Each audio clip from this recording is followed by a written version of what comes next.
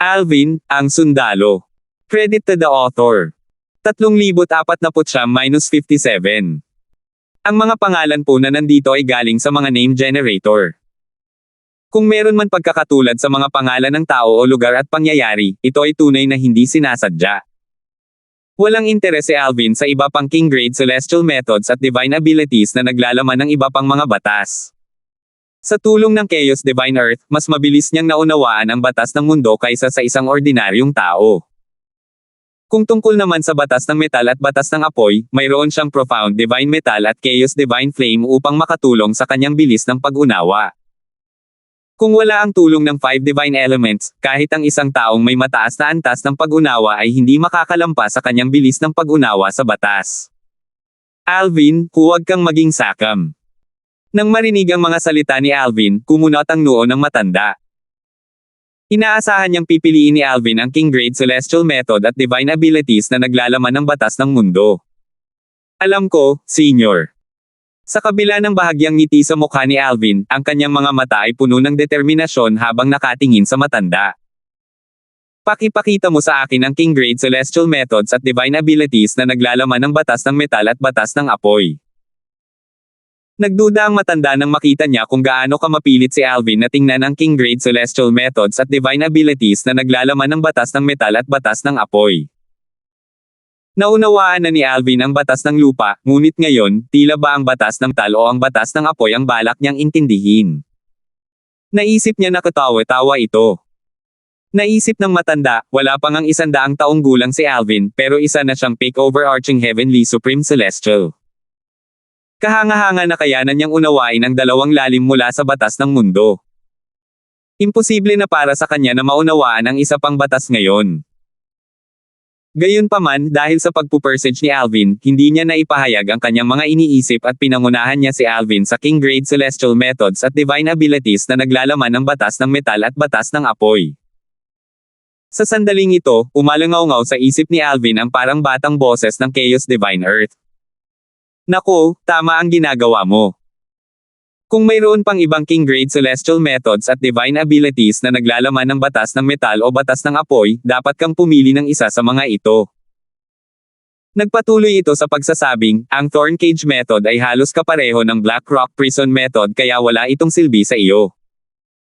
Ang Dragon Escaping ability ay magagamit lamang sa mga huling yugto, at hindi na ito praktikal ngayon. Panghuli, maganda ang Earth Pulsation ability, ngunit limitado lamang ito sa isang gamit. Tingnan ang king grade celestial methods at divine abilities na naglalaman ng batas ng metal at batas ng apoy bago ka magdesisyon kung gusto mo ang king grade celestial method at divine abilities na naglalaman ng batas ng lupa. Nang marinig ang mga salita ng Chaos Divine Earth, mas lalong nakaramdam ng kumpiyansa si Alvin sa kanyang desisyon. Nang akayin ng matanda si Alvin sa isang stand kung saan nakalagay ang king grade celestial methods at divine abilities mula sa batas ng metal, sinabi niya, iisa lang ang king grade celestial method na naglalaman ng batas ng metal sa Simplicity Celestial Sect. Isa lang. Bahagyang nagulat si Alvin. Pagkatapos, umiling siya at sinabing, Senior, maaari mo ba akong gabayan sa mga king grade celestial methods at divine abilities na naglalaman ng batas ng apoy? Dahil ang Simplicity Celestial Sect ay mayroon lamang king grade celestial method na naglalaman ng batas ng metal, walang paraan na pipiliin ito ni Alvin kahit gaano pa kalalim ang nilalaman nito. Mas makabubuti sa kanya na piliin ang king grade celestial method at divine abilities na naglalaman ng batas ng mundo. Kahit papaano, mauunawaan niya ang dalawang bagong kalaliman, ang ground escape technique, at ang offensive profundity, ang vibrational profundity. Para naman sa Thorn Cage method, naglalaman ito ng gravitational space profundity tulad ng Black Rock Prison method. Walang paraan para makumpirma kung bubuti ang kanyang pag-unawa sa gravitational space profundity kung mauunawaan niya itong muli sa pamamagitan ng Thorn Cage method. Walang sinabi ang matanda tungkol sa kahilingan ni Alvin. Tutal, siguradong baliw si Alvin kung pipiliin niyang intindihin ang isang king grade celestial method na naglalaman ng batas ng metal kumpara sa isang king grade celestial method at dalawang king grade divine abilities na naglalaman ng batas ng mundo. Senior, sana ay hindi lang iisa ang king grade celestial method o divine ability na naglalaman ng batas ng apoy. Sabi ni Alvin. Kung ganoon nga, makakatipid siya ng oras at pipiliin ang King Grade Celestial Method at dalawang Divine Ability na naglalaman ng batas ng mundo. Paano nangyari iyon? May pagmamalaking sagot ng matanda, mas marami tayong King Grade Celestial Methods at Divine Abilities na naglalaman ng batas ng apoy kumpara sa ibang mga batas. Sa lahat ng rehiyon sa ilalim ng Profound Nether Mansion, ang Simplicity Celestial Sect ay pangalawa, kasunod ng Profound Nether Mansion, sa pagkakaroon ng pinakamaraming King Grade Celestial Methods at Divine Abilities na naglalaman ng batas ng apoy. Nagliwanag ang mga mata ni Alvin nang marinig niya ang mga salita ng matanda. Pagkatapos ng Profound Nether Mansion, ang Simplicity Celestial Sect ang may pinakamaraming King Grade Celestial Methods at Divine Abilities na naglalaman ng batas ng apoy. Nagtatakang tanong ni Alvin, Sr., ilang King Grade Celestial Methods at Divine Abilities ang mayroon tayo na naglalaman ng batas ng apoy? Tingnan mo, sabi ng matanda nang huminto siya sa harap ng isang stand. Lahat ng ito. Nanlaki ang mga mata ni Alvin. Mayroong 10 Memory Celestial Talisman na nakahanay sa isang stand.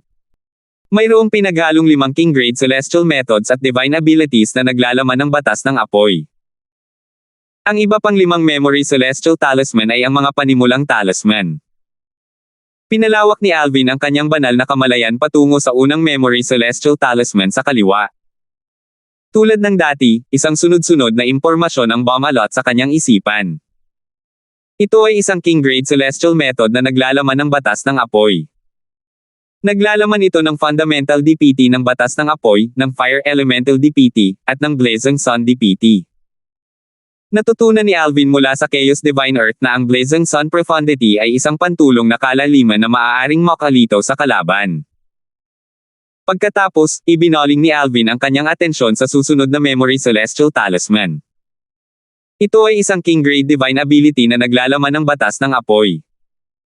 Naglalaman ito ng Fundamental Profundity ng batas ng apoy, ng Fire Elemental Profundity, at ng Fire Escape Technique. Ang Fire Escape Technique ay isa sa dalawang lalim ng paggalaw mula sa batas ng apoy. Katulad ito ng Ground Escape Technique mula sa batas ng lupa, ngunit marahil, mas walang silbi ito. Sa rudimentary stage at sa unang stage, magagamit lamang ito kung saan naruroon ang apoy.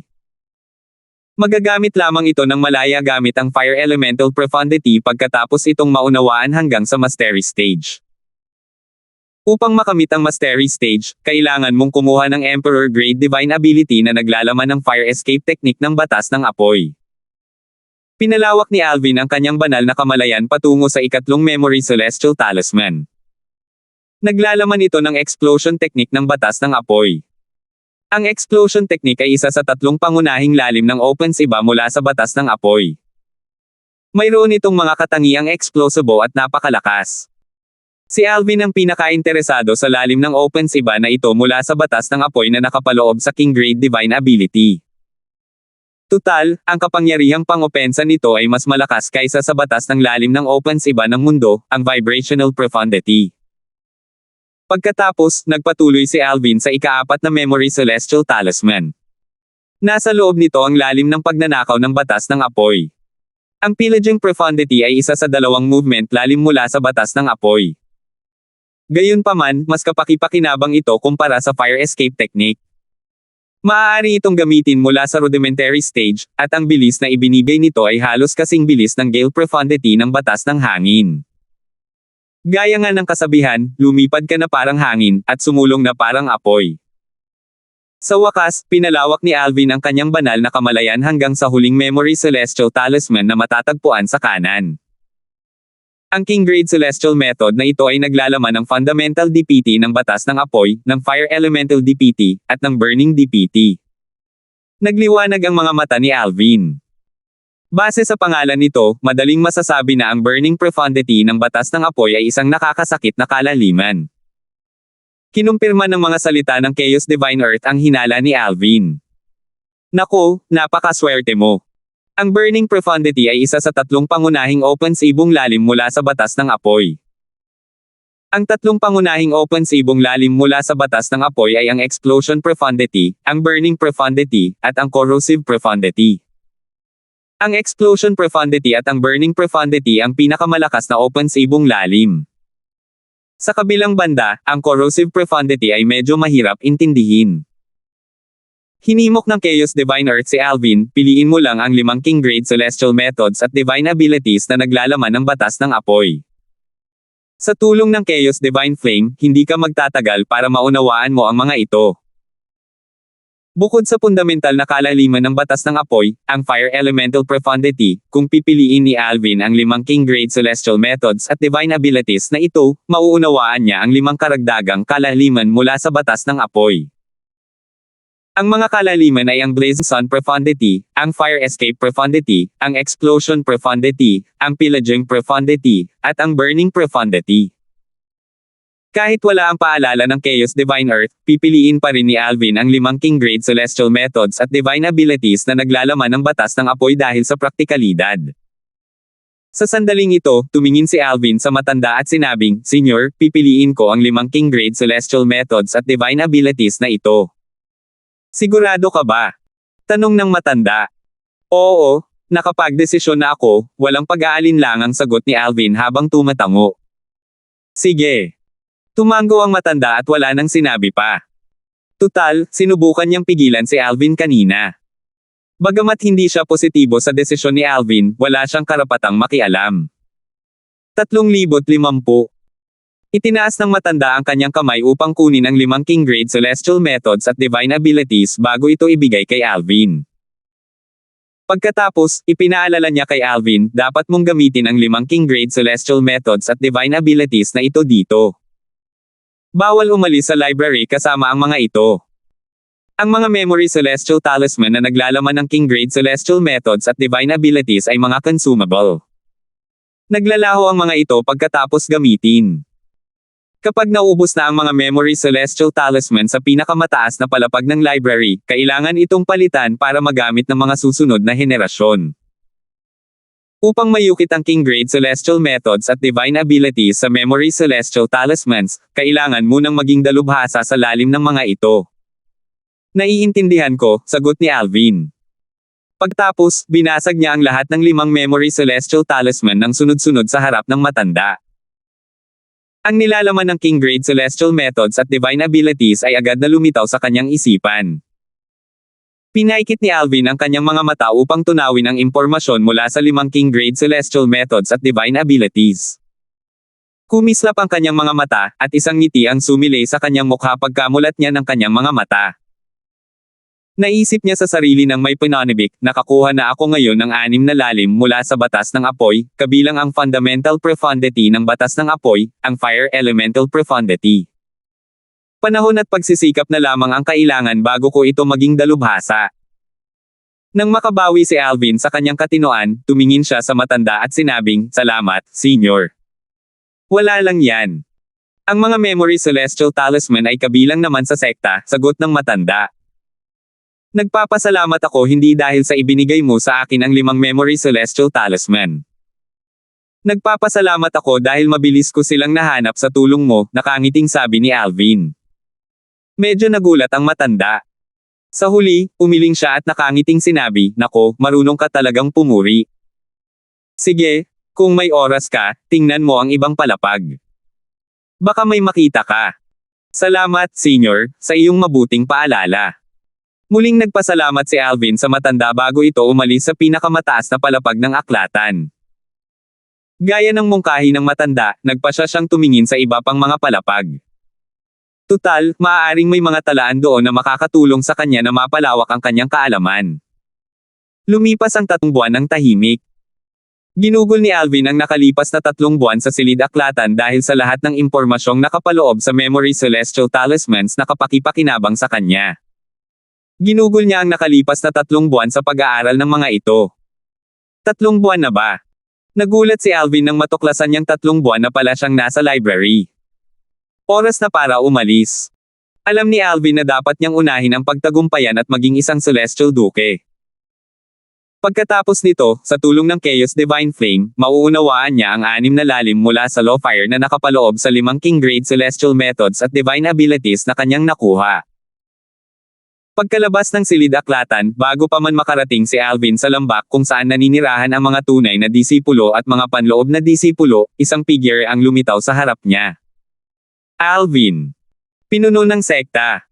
Ito ay walang iba kundi si Lucas, ang pinuno ng sekta ng Simplicity Celestial. May maitutulong ba ako sa iyo, pinuno ng sekta?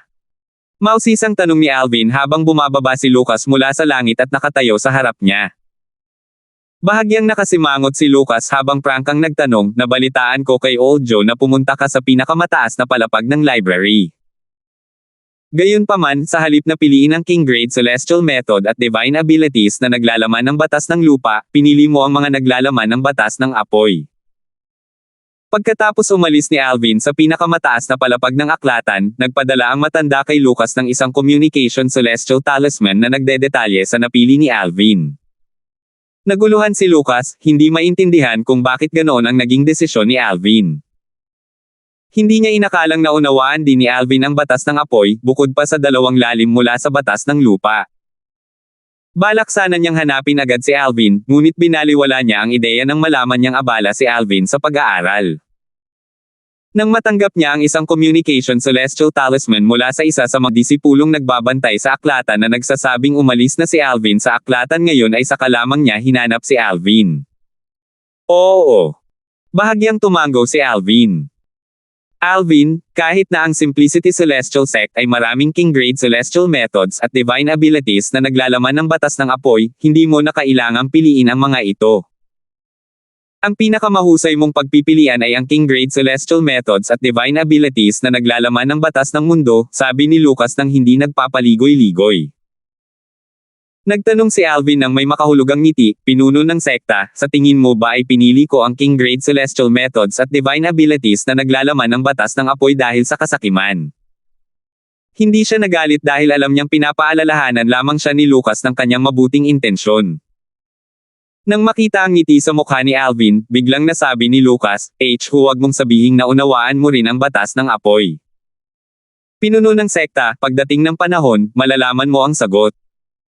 Balak kong bumalik sa aking patio at magsaka ngayon. Kung wala nang iba, aalis na ako, sabi ni Alvin bago siya umalis. Bahagyang nalito ang makikita sa mga mata ni Lucas habang pinapanood niya si Alvin na umalis. Ang kumpiyansa at desisyon ni Alvin ay lalong nagdulot sa kanya ng kalituhan. Anong klaseng tao siya? Posible ba para sa isang tao na maging ganito kagaling? Samantala, sa isang maliit na patio sa lambak kung saan naninirahan ang mga tunay na disipulo at mga panloob na disipulo. Pinanood ni Renan si Alvin na pabalik sa kanyang tahanan nang nakakunot ang noo. Naisip niya, pagkapos ng 3 buwan, sa wakas ay nakatanggap na ako ng tugon. Nakatanggap si Renan ng Communication Celestial Talisman mula sa anak sa labas ng isa sa mga vice leader ng organisasyon ng mga assassin, ang Blood Skull Gang. 3 buwan siyang naghintay para sa tugon, at sa isang punto, inakala pa niya na hindi tumupad ang taong iyon sa kanyang pangako. Si Alvin ay taga-hangganan. Nagulat si Renan matapos marinig ang mensahe. Ang mga hangganan. Ang Southern Heaven Territory ay nahahati sa gitnang lugar at mga hangganang lupain. Sa opinyon ni Renan, ang hangganang lupain ay isang barbarong lupain. Tutal, dahil sa mga pormasayo na inihagi sa mga hangganan ng gitnang lugar at mga hangganang lupain na naghihigpit sa mga hindi, kahit man lang, Celestial King, na makapasok sa gitnang lugar, tanging ang mahihinang tao lamang ang mananatili sa mga hangganang lupain. Ang mga hangganang lupain ay binubuo pangunahin ng mahihinang puwersa. Kahit ang pinakamalakas na puwersa ay maihahambing lamang sa mga puwersang nasa ika-9 na baitang. Hindi niya talaga inaasahan na ang henyong Sectless Cultivator, si Alvin, ay magmumula sa mga hangganang lupain. Mayroon bang isang taong kasing talentado niya sa mga hangganan ng bansa?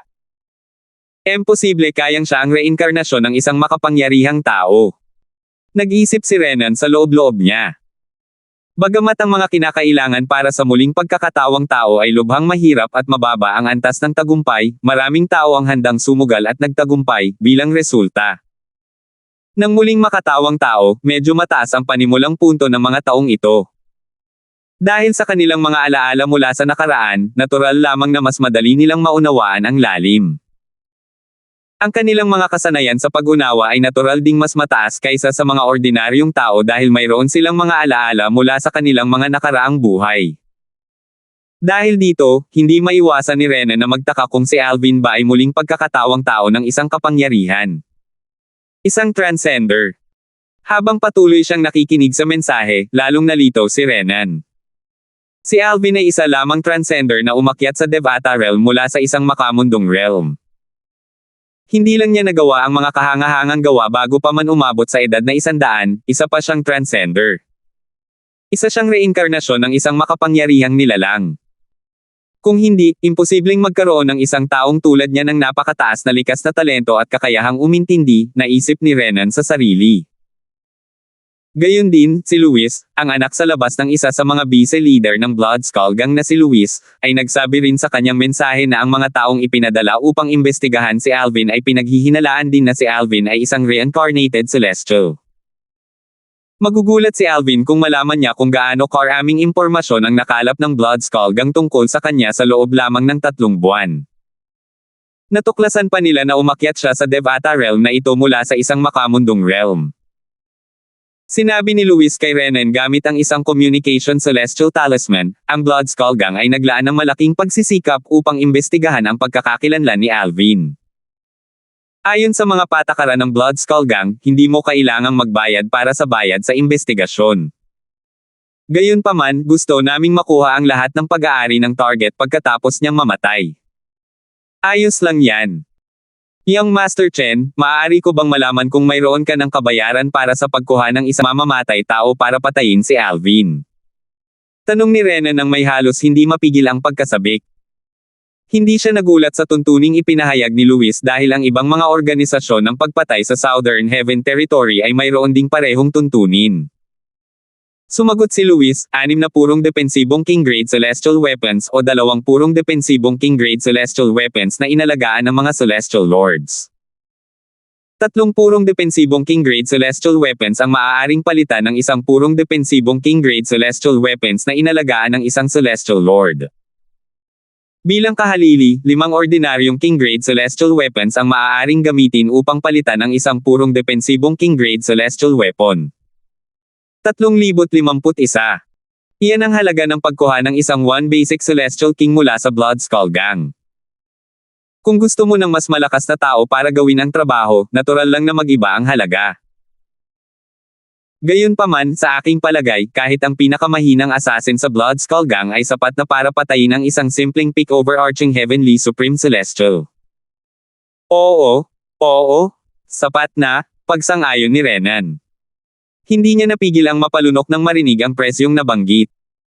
Bagamat alam niyang magastos ang pagkuha ng isang assassin mula sa Blood Skull Gang, hindi niya inaasahan na magiging ganito kamahal ito. Naisip niya, ang halaga ng pagkuha ng isang 1 basic celestial king mula sa Blood Skull Gang ay 2 purong depensibong king-grade celestial weapons na inalagaan ng mga celestial lords. Salamat sa langit at ibabahagi sa akin ni Hubert ang gastos. Bagamat kaya kong bayaran ang 2 purong depensibong King-grade celestial weapons na inalagaan ng mga celestial lords, kung gagamitin ko ang mga ito para bayaran ang assassin, wala akong proteksyon. Nakaramdam si Renan ng kaunting swerte. Dahil kaati ni Hubert ang gasto sa pagkuha ng isang mamamatay tao mula sa Blood Skull Gang, isa na lang sa 2 purong nagtatanggol na King-grade celestial weapons na hawak niya ang natitira niyang gamit. Dahil dito, isa na lang ang matitira para sa kanyang proteksyon. Bagamat kinasusuklaman niya si Alvin dahil sa pagnanakaw sa kanya ng huling posisyon ng isang tunay na disipulo sa Simplicity Celestial Sect, hindi niya isusuko ang 2 celestial weapons na maaaring magprotekta sa kanya para lang makuha ang buhay ni Alvin. Di nagtagal, nagliwanag ang mga mata ni Renan habang iniisip, batay sa mga salita ni Luis, ang 2 purong depensibong King-grade celestial weapons na inalagaan ng mga celestial lords ay maaari ring palitan ng 6 na purong depensibong King-grade celestial weapons. Nangangahulugan ito na ang 1 purong depensibong King-grade celestial weapons na inalagaan ng mga celestial lords ay maaaring palitan ng 3 purong depensibong King-grade celestial weapons. Sa mga rehiyon sa ilalim ng Profound Nether Mansion, ang 1 purong depensibong King-grade celestial weapon na inalagaan ng isang celestial lord ay maaaring palitan ng 4 na purong depensibong King-grade celestial weapons. Kung tungkol naman sa palitan ng iba pang King-grade celestial weapons, pareho lang ang mga ito, nagliwanag ang mga mata ni Renan habang iniisip niya. Nagkataon naman na si Renan ay nagtataglay ng 2 ordinaryong purong depensibong King-grade celestial weapons. Hanggat ibinibigay ni Hubert ang kanyang purong depensibong king-grade celestial weapon na inalagaan ng isang celestial lord, maaari niya itong ipagpalit sa apat na ordinaryong purong depensibong king-grade celestial weapons. Matapos makumplito ng assassin mula sa Blood Skull Gang ang kanyang gawain, 6 na purong depensibong king-grade celestial weapons na lamang ang kailangan niyang ibigay. Dahil dito, hindi na niya kailangang isuko ang kanyang purong depensibong king-grade celestial weapon na inalagaan ng isang celestial lord. Young Master Chen, wala akong problema sa presyong binanggit mo. Maaari ko bang malaman kung kailan ay padadala ang assassin mula sa Blood Skull Gang? Tanong ni Renan kay Luis gamit ang Communication Celestial Talisman. Hindi na siya makapaghintay na patayin ng assassin si Alvin. Sa kasamaang palad, imposibleng dumating ang assassin ngayon. Bukod pa rito, kahit na makarating ang assassin ngayon, kung hindi aalis si Alvin sa ari-arian ng Simplicity Celestial Sect, mahihirapan ang assassin na kumilos. Tutal, ang isang One Basic Celestial King ay hindi kayang suwayan ang depensa ng Simplicity Celestial Sect at patayin ang isang tao sa ari-arian ng sect. Kahit na kung sakaling mapatay ng assassin ang kanyang target, mahihirapan din siyang makatakas. Bukod doon, maaaring suportahan ng Blood Skull Gang ang assassin, ngunit ang Simplicity Celestial Sect ay nasa ilalim ng Profound Nether Mansion na sinusuportahan ng isa sa 10 pangunahing angkan sa Southern Heaven Territory. Kung ikukumpara sa 10 pangunahing angkan sa Southern Heaven Territory, ang Blood Skull Gang ay tunay na walang gaanong halaga.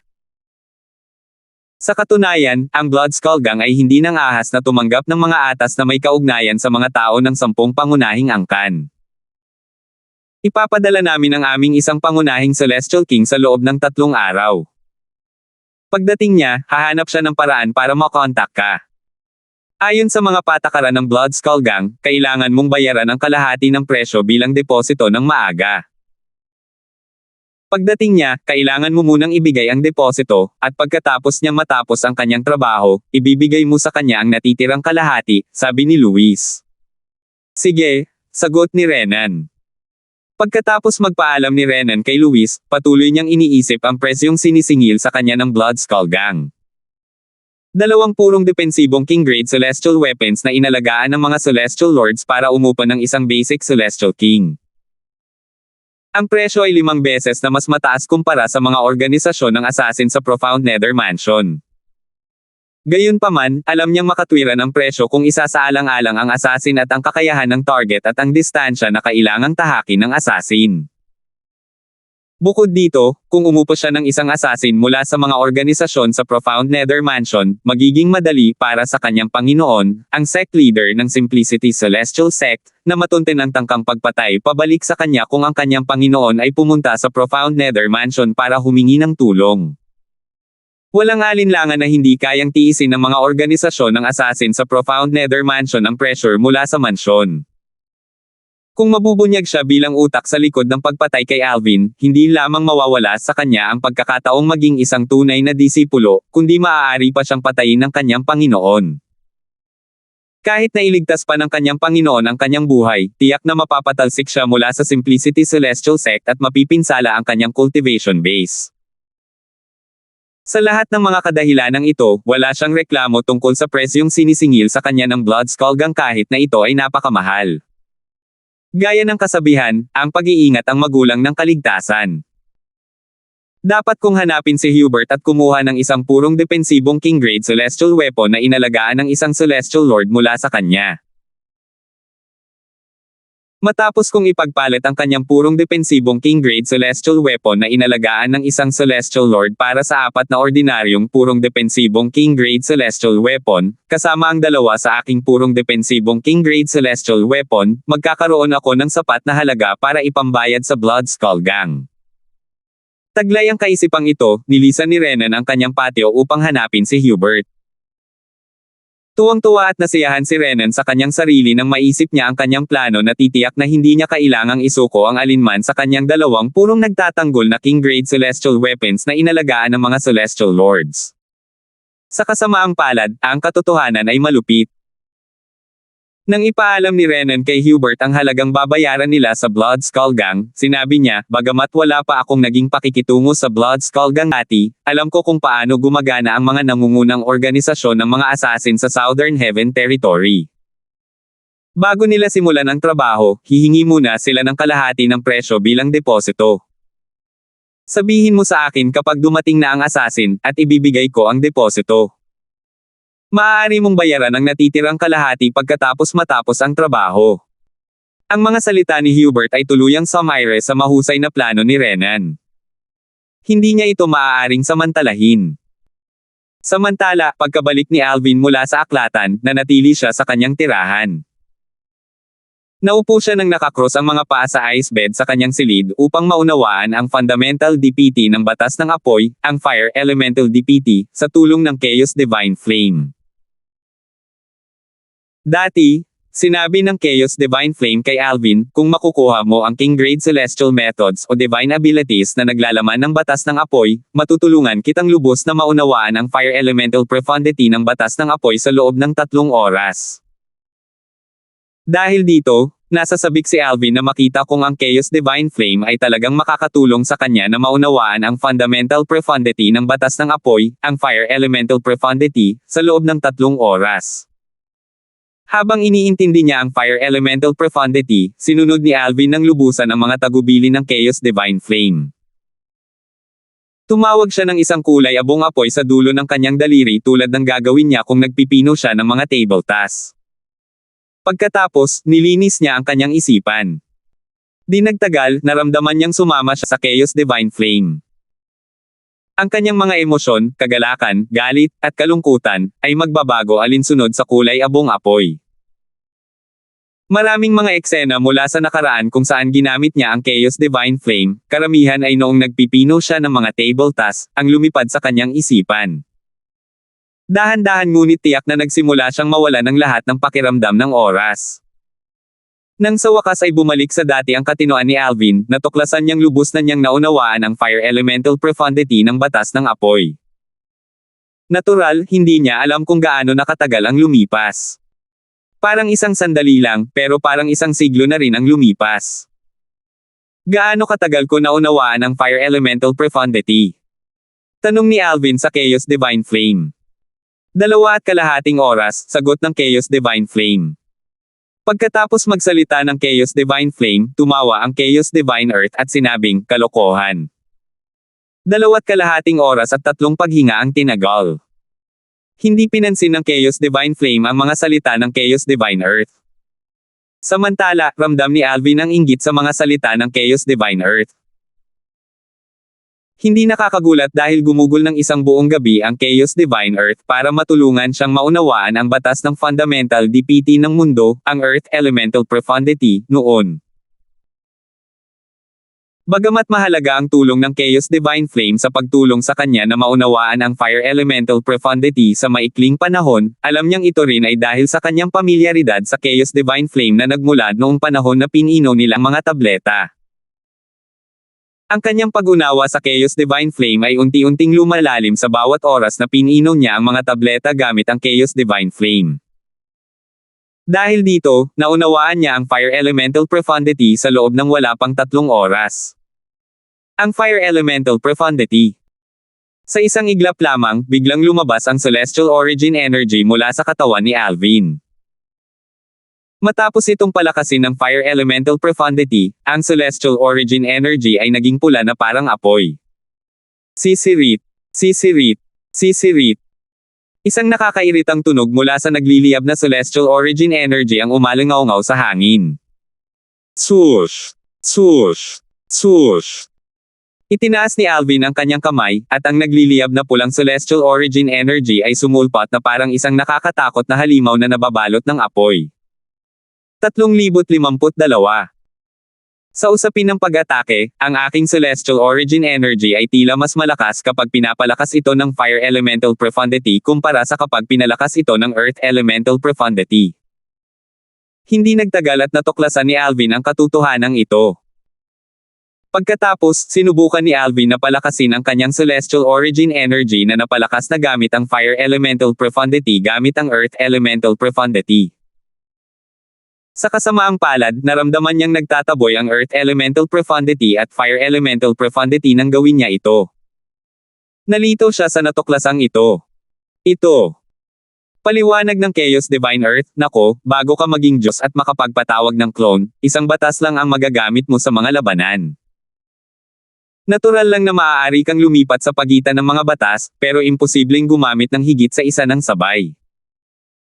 Para lumipat ng batas, kailangan mong tuluyang alisin ang fundamental profundity mula sa isang batas sa iyong celestial energy bago ito palakasin gamit ang fundamental profundity ng ibang batas. Patuloy na sinabi ng Chaos Divine Earth, sigurado akong alam mo na lahat ng lalim mula sa isang batas ay nakasalalay sa fundamental profundity ng batas. Ibig sabihin, limitado ka rin sa paggamit ng mga lalim mula sa parehong batas gaya ng fundamental profundity na pinili mo para mapalakas ang iyong celestial origin energy gamit ang. Sabihin mo iyan, dapat mong patuloy na unawain ang batas ng lupa, ang batas ng apoy, at ang batas ng metal tuwing may pagkakataon ka. Tutal, kasama ang Chaos Divine Flame, Profound Divine Metal, at ako, mabilis mong mauunawaan ang lalim ng tatlong batas, sabi ng Chaos Divine Earth, sa tulong namin, may pagkakataon kang maunawaan ang lahat ng lalim ng batas ng lupa, ang batas ng apoy, at ang batas ng metal bago mo masira ang banal na harang at maging isang Diyos. Bukod pa rito, kung matutulungan mo kaming umunlad sa mas matataas na anyo, posible para sa iyo na maunawaan ang lahat ng lalim mula sa tatlong batas hanggang sa antas ng kahusayan bago ka maging isang Diyos. Kaya nangangahulugan ito na bago ako makalusot at maging isang Diyos, isang batas lang ang magagamit ko sa bawat pagkakataon. Alam ni Alvin na hindi makatotohanan para sa kanya na lumipat sa ibang batas sa gitna ng mga labanan. Tutal, kakailanganin ng oras upang maalis ang fundamental profundity ng isang batas mula sa kanyang celestial origin energy bago ito palitan ng fundamental profundity ng ibang batas. Mas makabubuti para sa kanya na manatili sa batas na kanyang lubos na naunawaan. Oo. Sabi ng Chaos Divine Earth, bago ka maging isang Diyos, makabubuti para sa iyo na gamitin ang batas na pinakapamilyar mo at lubos mong nauunawaan.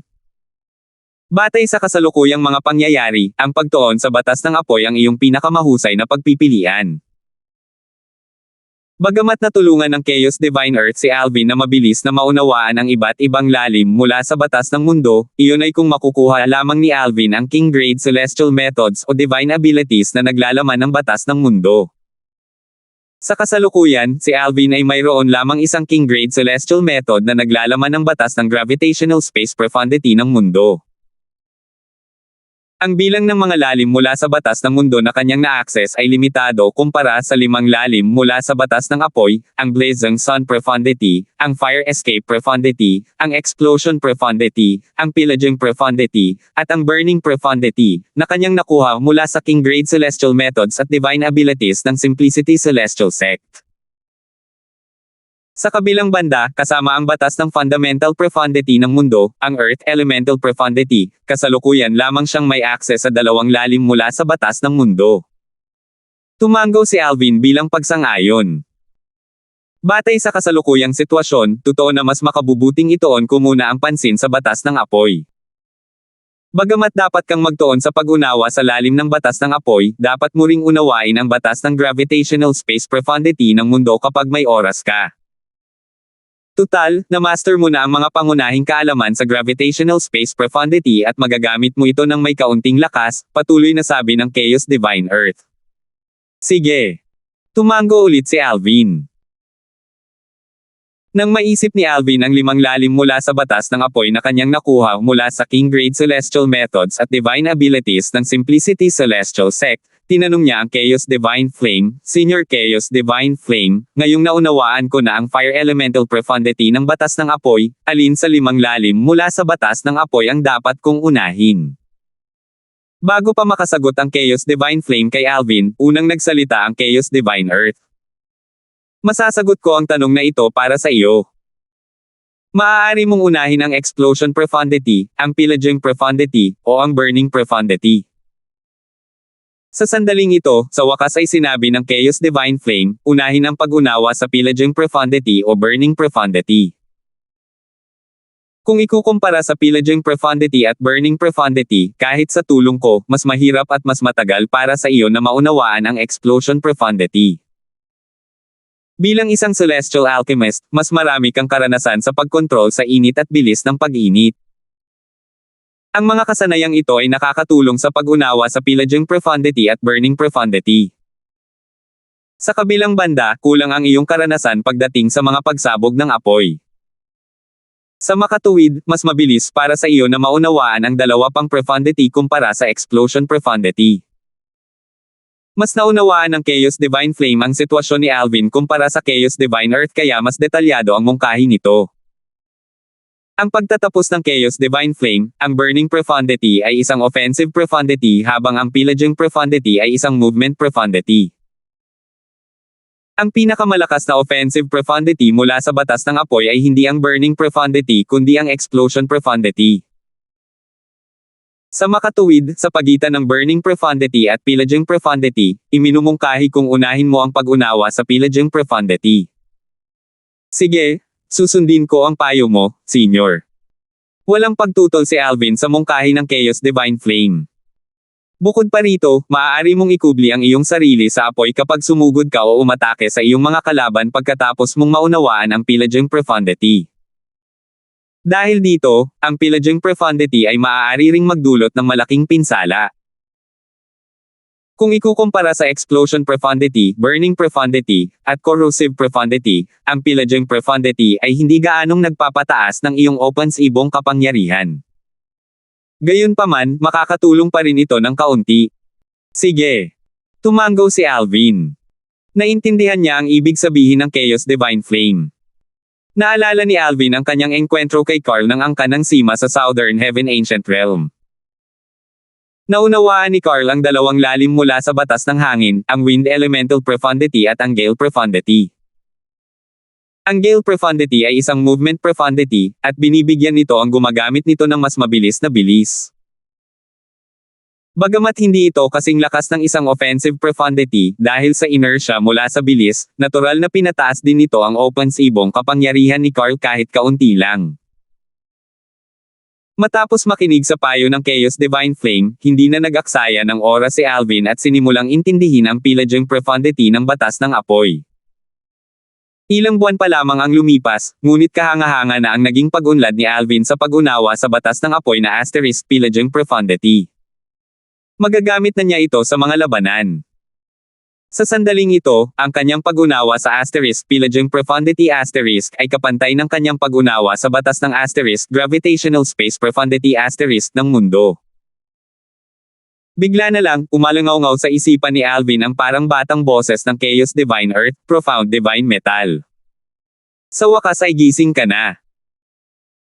Dati, ang Profound Divine Metal at ang Chaos Divine Flame ay parehong nakatulog ng mahimbing matapos nilang maubos ang kanilang lakas sa pagtulong kay Alvin na angkinan ang sanga mula sa Divine Tree of Life sa kanyang katawan. Mas mabilis na nakabawi ang Chaos Divine Flame at mas maagang nagising simula noong nasa ikatlong anyo pa lamang ito. Nangailangan pa ng ilang buwan ang Profound Divine Metal para makabawi dahil pangalawang anyo pa lamang ito. Nanghihinang sabi ng Profound Divine Metal, ikaw na batang duwag, anong sinisigaw mo? Gising na ako. Hindi tulad ng mga nakaraang panahon, ang Chaos Divine Earth ay hindi nagalit nang tawagin ito ng Profound Divine Metal bilang isang batang palabiro. Sa halip, sinabi nito ng may hajejek, hoy. May maganda at masamang balita ako para sa iyo. Alin ang gusto mong marinig muna? Tigilan mo na ang pagbabante at dumiretso ka na sa punto, mahinahong sabi ng Profound Divine Metal, kahit hindi mo sabihin sa akin, sasabihin sa akin ng Chaos Divine Flame. Sige. Sasabihin ko muna sa iyo ang masamang balita. Mabilis na sabi ng Chaos Divine Earth, ang batang ito ay nakakuha ng 5 King Grade Celestial Methods at Divine Abilities na naglalaman ng lalim mula sa batas ng apoy. Kaya naman, sa malapit na hinaharap, mas magtutuon siya ng pansin sa batas ng apoy sa halip na sa batas ng metal. 5 King Grade Celestial Methods at Divine Abilities na naglalaman ng lalim mula sa batas ng apoy. Tila ba nasa panig ng binata ang swerte noong nagpapahinga ako? Nabigla ang Profound Divine Metal sa mga salita ng Chaos Divine Earth. Gayunpaman, tila walang pakialam ito sa tinatawag ng Chaos Divine Earth na masamang balita. Tutal, nasa pangalawang anyo pa lang ito kaya alam nitong wala itong magagawa para matulungan si Alvin sa ngayon kahit na nakakuha si Alvin ng maraming King Grade Celestial Methods at Divine Abilities na naglalaman ng batas ng metal. Maya-maya, nagtanong ito, kumusta naman ang magandang balita? Nang maramdaman ang kawalang bahala ng Profound Divine Earth, humihingi ng paumanhin ang Chaos Divine Flame, nako, nakalimutan kong nasa pangalawang anyo ka pa rin. Gayunpaman, huwag kang mag-alala, may magandang balita tulad ng sinabi ko kanina. Bago pa matapos magsalita ang Chaos Divine Earth, tinanong ng Profound Divine Metal si Alvin, nako, nakakuha ka ba ng first form Profound Divine Metal? Oo, pinalad ako at nakakuha ako ng first form Profound Divine Metal para sa iyo, Senior. Sa isang iglap, inilabas ni Alvin ang first form Profound Divine Metal na nakuha niya mula sa kanyang spatial ring. Sa sandaling lumitaw ang unang anyong Profound Divine Metal, isang guhit ng gininto ang liwanag ang sumilay mula sa katawan ni Alvin na parang kidlat patungo sa unang anyong Profound Divine Metal. Pagkatapos, sa sandaling magtama ang kanilang mga mata, ang gininto ang liwanag ay tuluyang binalot ang unang anyong Profound Divine Metal na parang nilamon nito ang unang anyong Profound Divine Metal. 3053. Sa isang luntiang kagubatan, 10,000 milya sa hilaga ng lupain ng Simplicity Celestial Sect. Isang payat na lalaking nasa katanghaliang gulang na nakasuot ng purong itim ang lumulutang 3 talampakan sa ibabaw ng lupa. Ang kanyang kutis ay napakaputla, at napakapayat niya kaya't kitang-kita ang kanyang mga pisngi, dahilan para magmukhang lubog ang kanyang mukha. Tila balat na lamang ang natatakpan ng kanyang mga buto. Sa mas malapitang pagtingin, makikita ang isang makulay na pulang bungo sa dibdib ng kanyang damit. Sa sandaling ito, biglang nagtaas ng kilay ang lalaking nasa katanghaliang gulang na para bang may naramdaman siyang kung ano. Swoosh! Swoosh!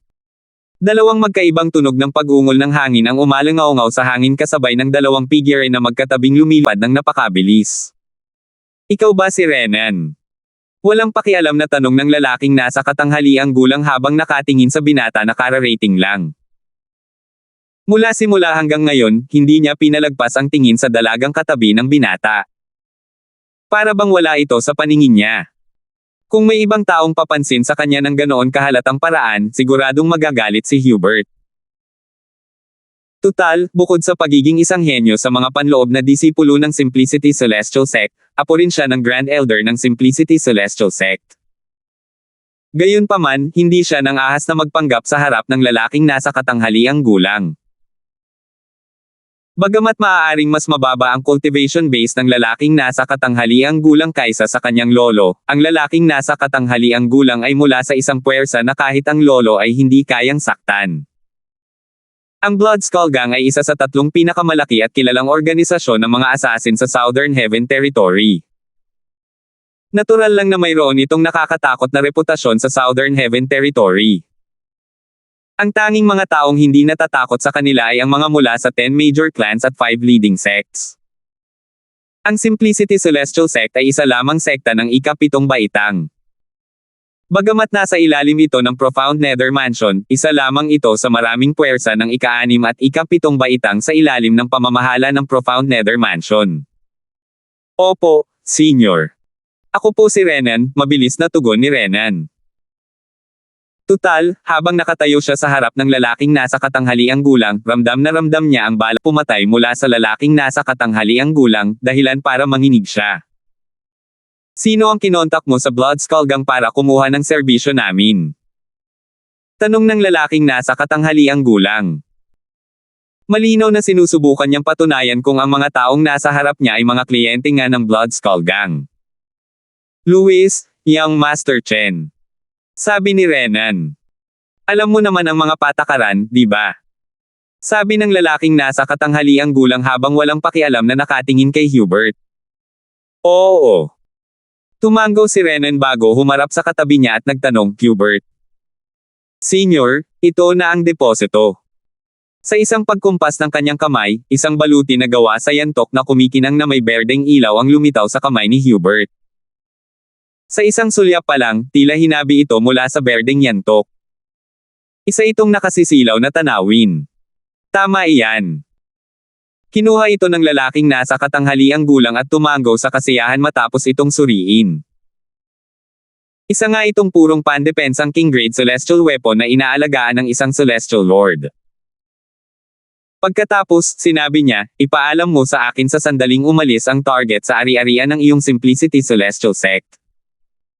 Kapag natapos ko na ang misyon, babalik ako para sa natitirang kalahati ng bayad. Kasunod nito, kinuha ng lalaking nasa katanghaliang gulang ang mga Soul Pearl ni Renan at Hubert at ibinigay sa kanila ang kanyang Soul Pearl upang mapadali ang kanilang komunikasyon. Pagkatapos noon, umalis siya at naglaho ng walang bakas. Hindi nagulat sina Renan at Hubert. Ano man ang mangyari, ang lalaking nasa katanghaliang gulang ay isa pa ring one basic Celestial King.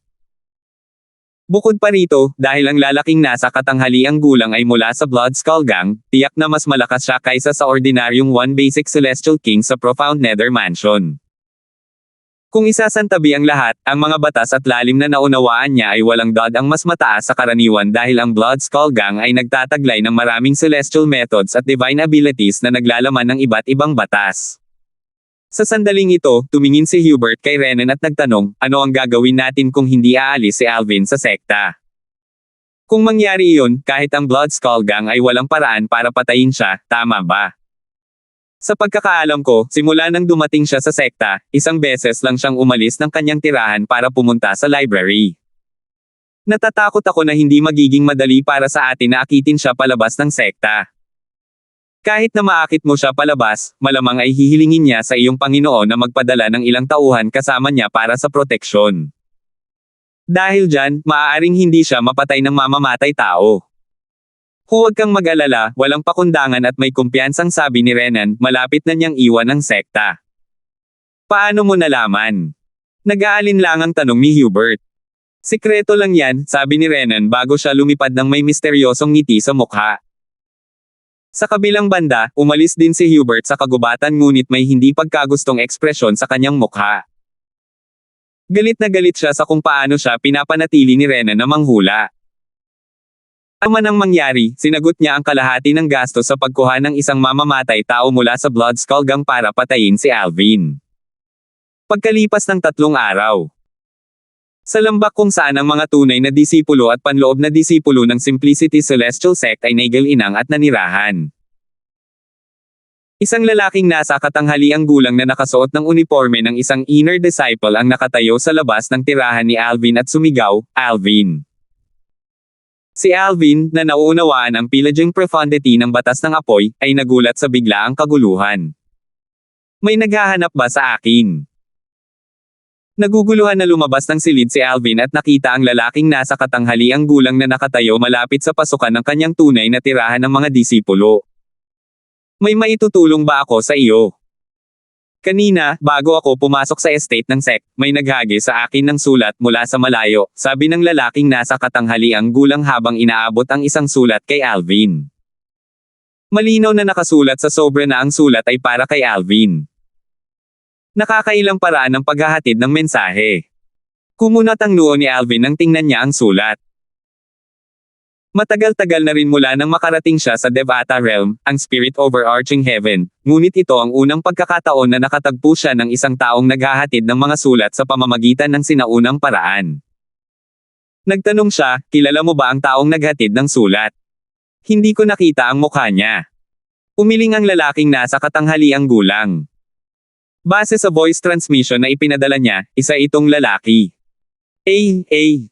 Isang lalaki. Kumunat ang noo ni Alvin. Sino kaya iyon? Alvin, babalik ako kung wala ng iba, sabi ng lalaking nasa katanghaliang gulang. Sige, salamat. Tumanggaw si Alvin. Pagkaalis ng lalaking nasa katanghaliang gulang, binuksan ni Alvin ang sulat. May 2 talata sa sulat. Nang makita niya ang unang 2 salita sa sulat, biglang nagbago ang ekspresyon ng kanyang mukha. Ang 2 salita ay tanya.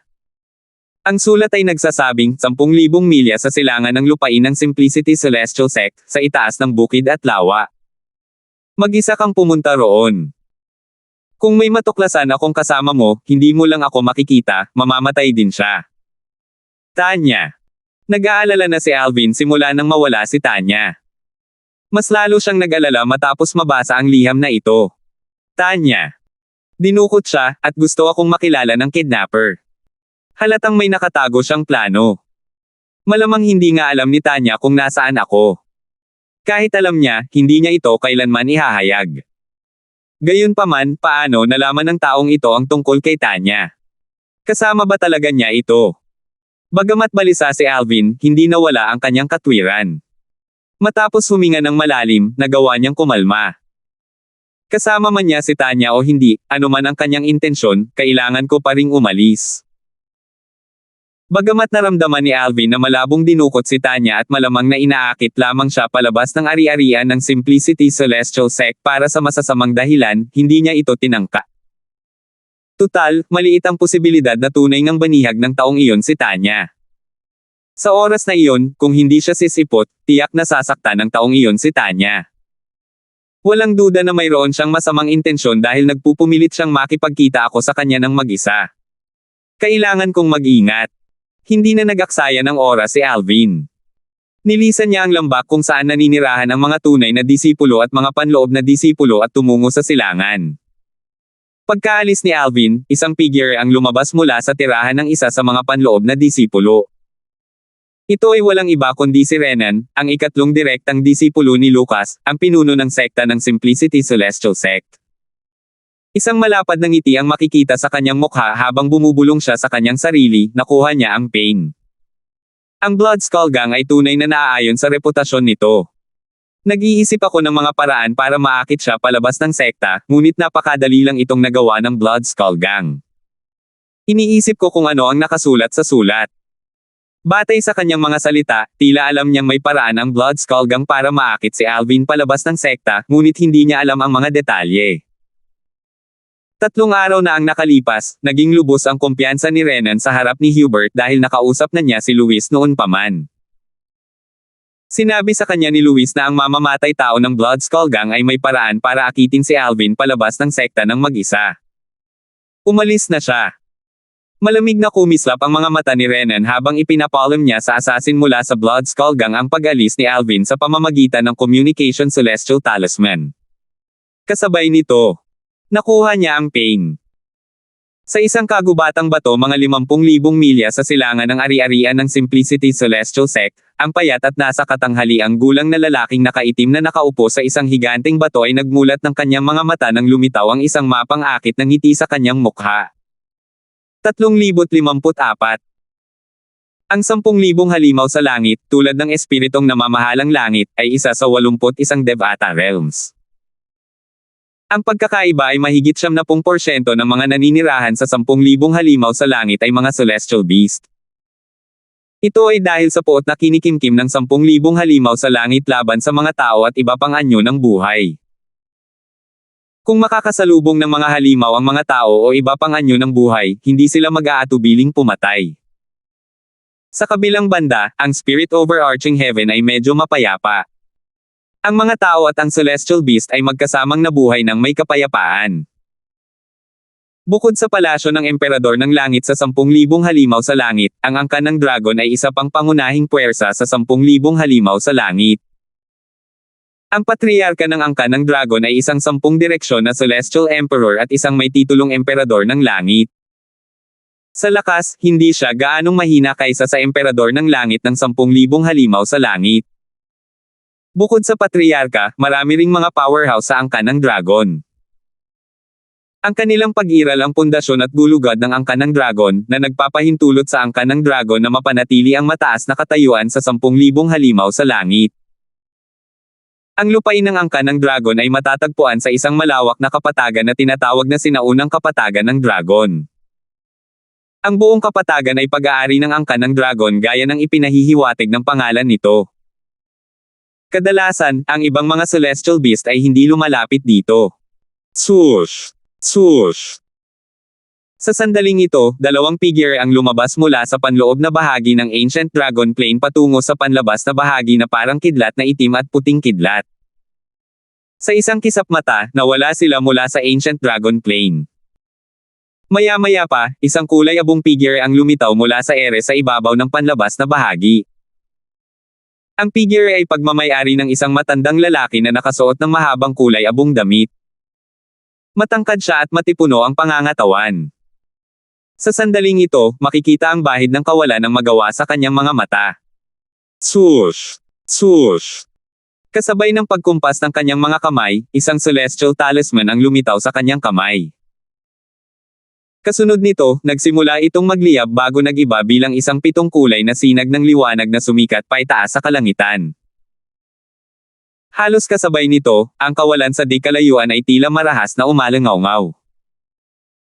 Di nagtagal, isang grupo ng mga tao ang lumitaw sa di kalayuan sa isang kakilakilabot na paraan.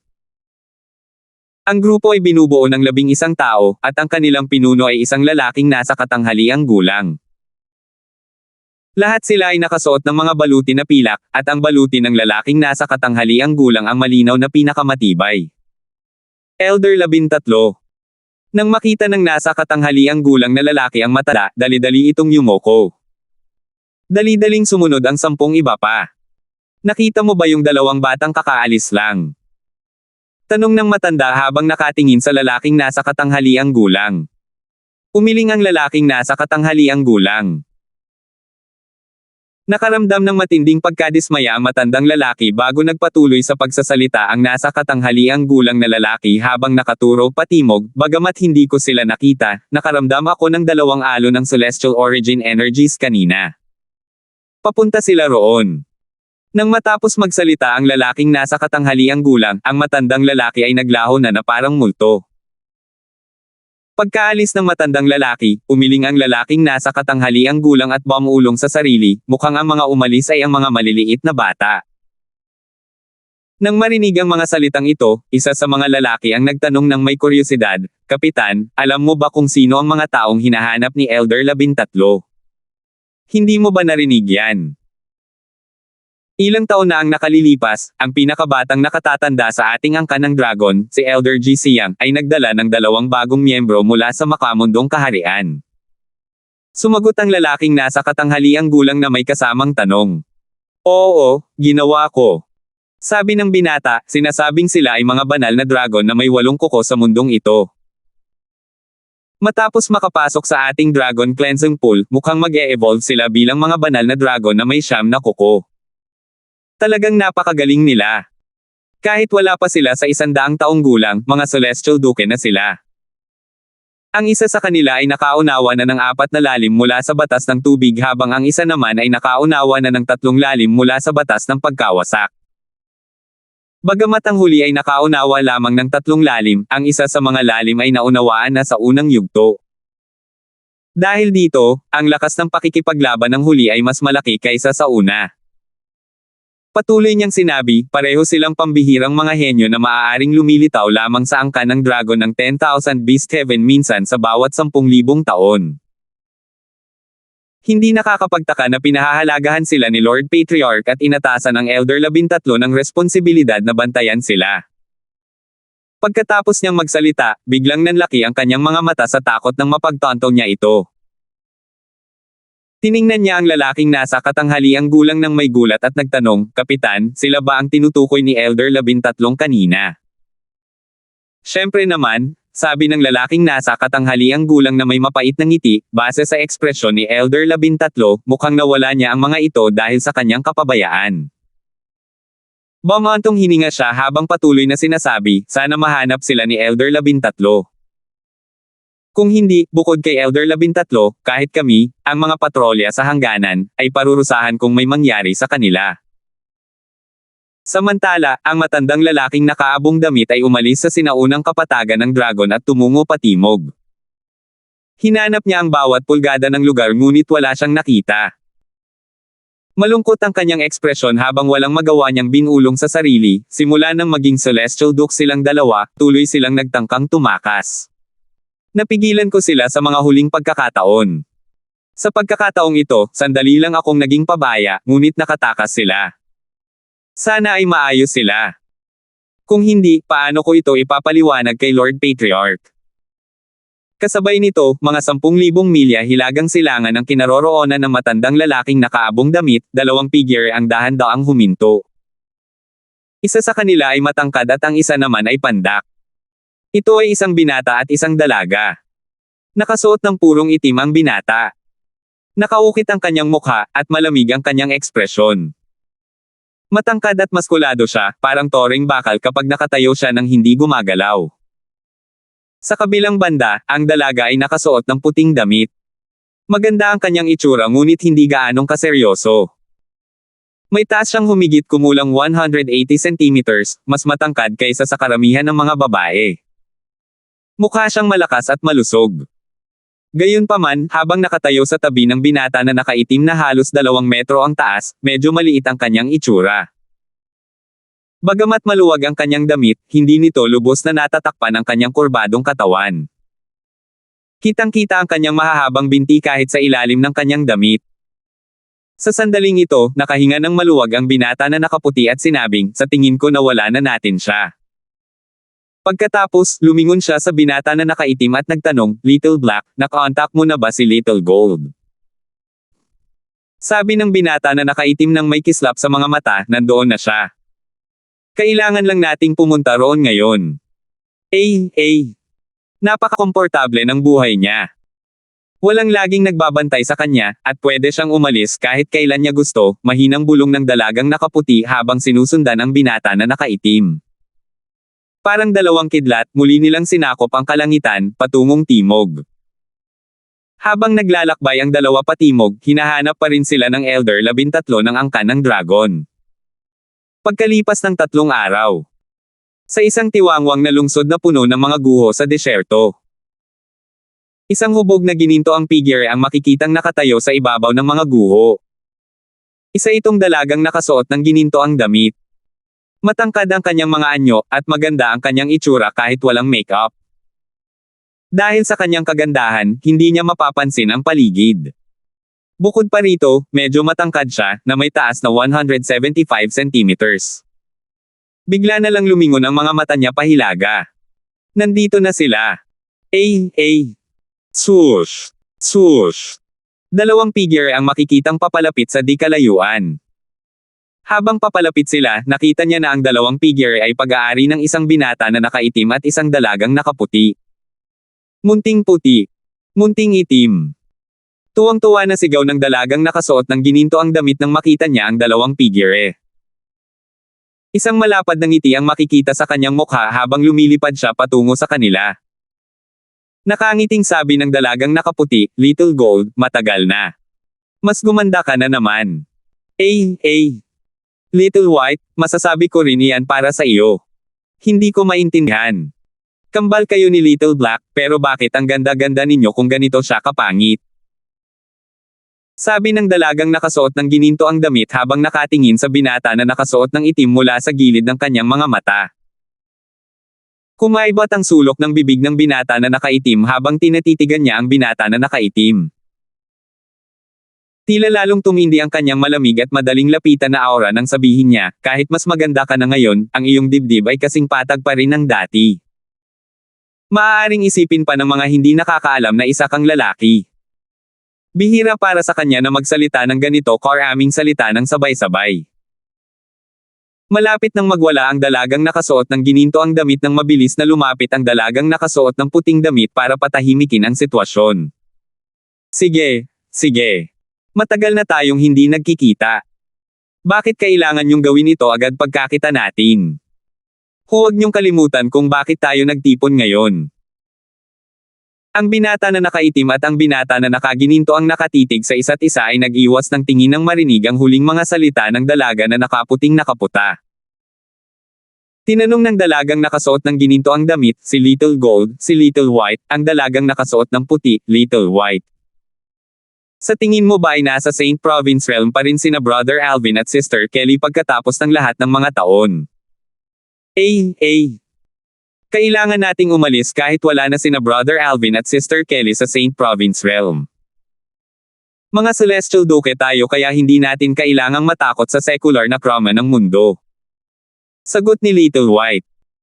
Bagamat tahimik si Little Black, ang binata na nakaitim, may bahid ng init na makikita sa kanyang mga mata nang magsalita ang 2 babae tungkol sa kanilang kapatid na Alvin at kapatid na Kelly. Dahil sa mga itsura natin ngayon, sa palagay ko ay hindi tayo makikilala ni na Brother Alvin at Sister Kelly kapag nagkita tayo.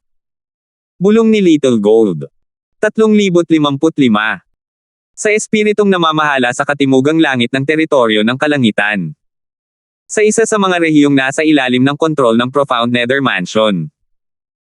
Sa isang malawak na damuhan na 80,000 hanggang 130,000 milya sa silangan ng Simplicity Celestial Sect. Mayroong isang maningning na asul na lawa na mahigit 1,000 metro ang lapad ang diametro sa gitna ng damuhan. Napakalinaw ng tubig kaya't naaaninag nito ang malinaw na asul na kalangitan at ang araw mula sa itaas. Swoosh! Isang bugzo ng hangin ang bumuhos nang lumitaw ang isang lilang figure sa walang laman na kalangitan sa itaas ng lawa. Walang iba kundi si Alvin na sumugod dito mula sa Simplicity Celestial Sect. Nagmamadali siyang pumunta rito matapos makatanggap ng sulat tungkol kay Tanya. Tumingin si Alvin sa paligid ngunit wala siyang nakitang tao sa paligid. Gayunpaman, hindi siya nabalisa. Tutal, ang taong iyon ang naghirap na akitin siya rito para lang lumitaw ang taong iyon maya-maya. Kaya naman, umupo siya nang nakakross ang mga paa sa ere at patuloy na inintindi ang Pillaging Profundity.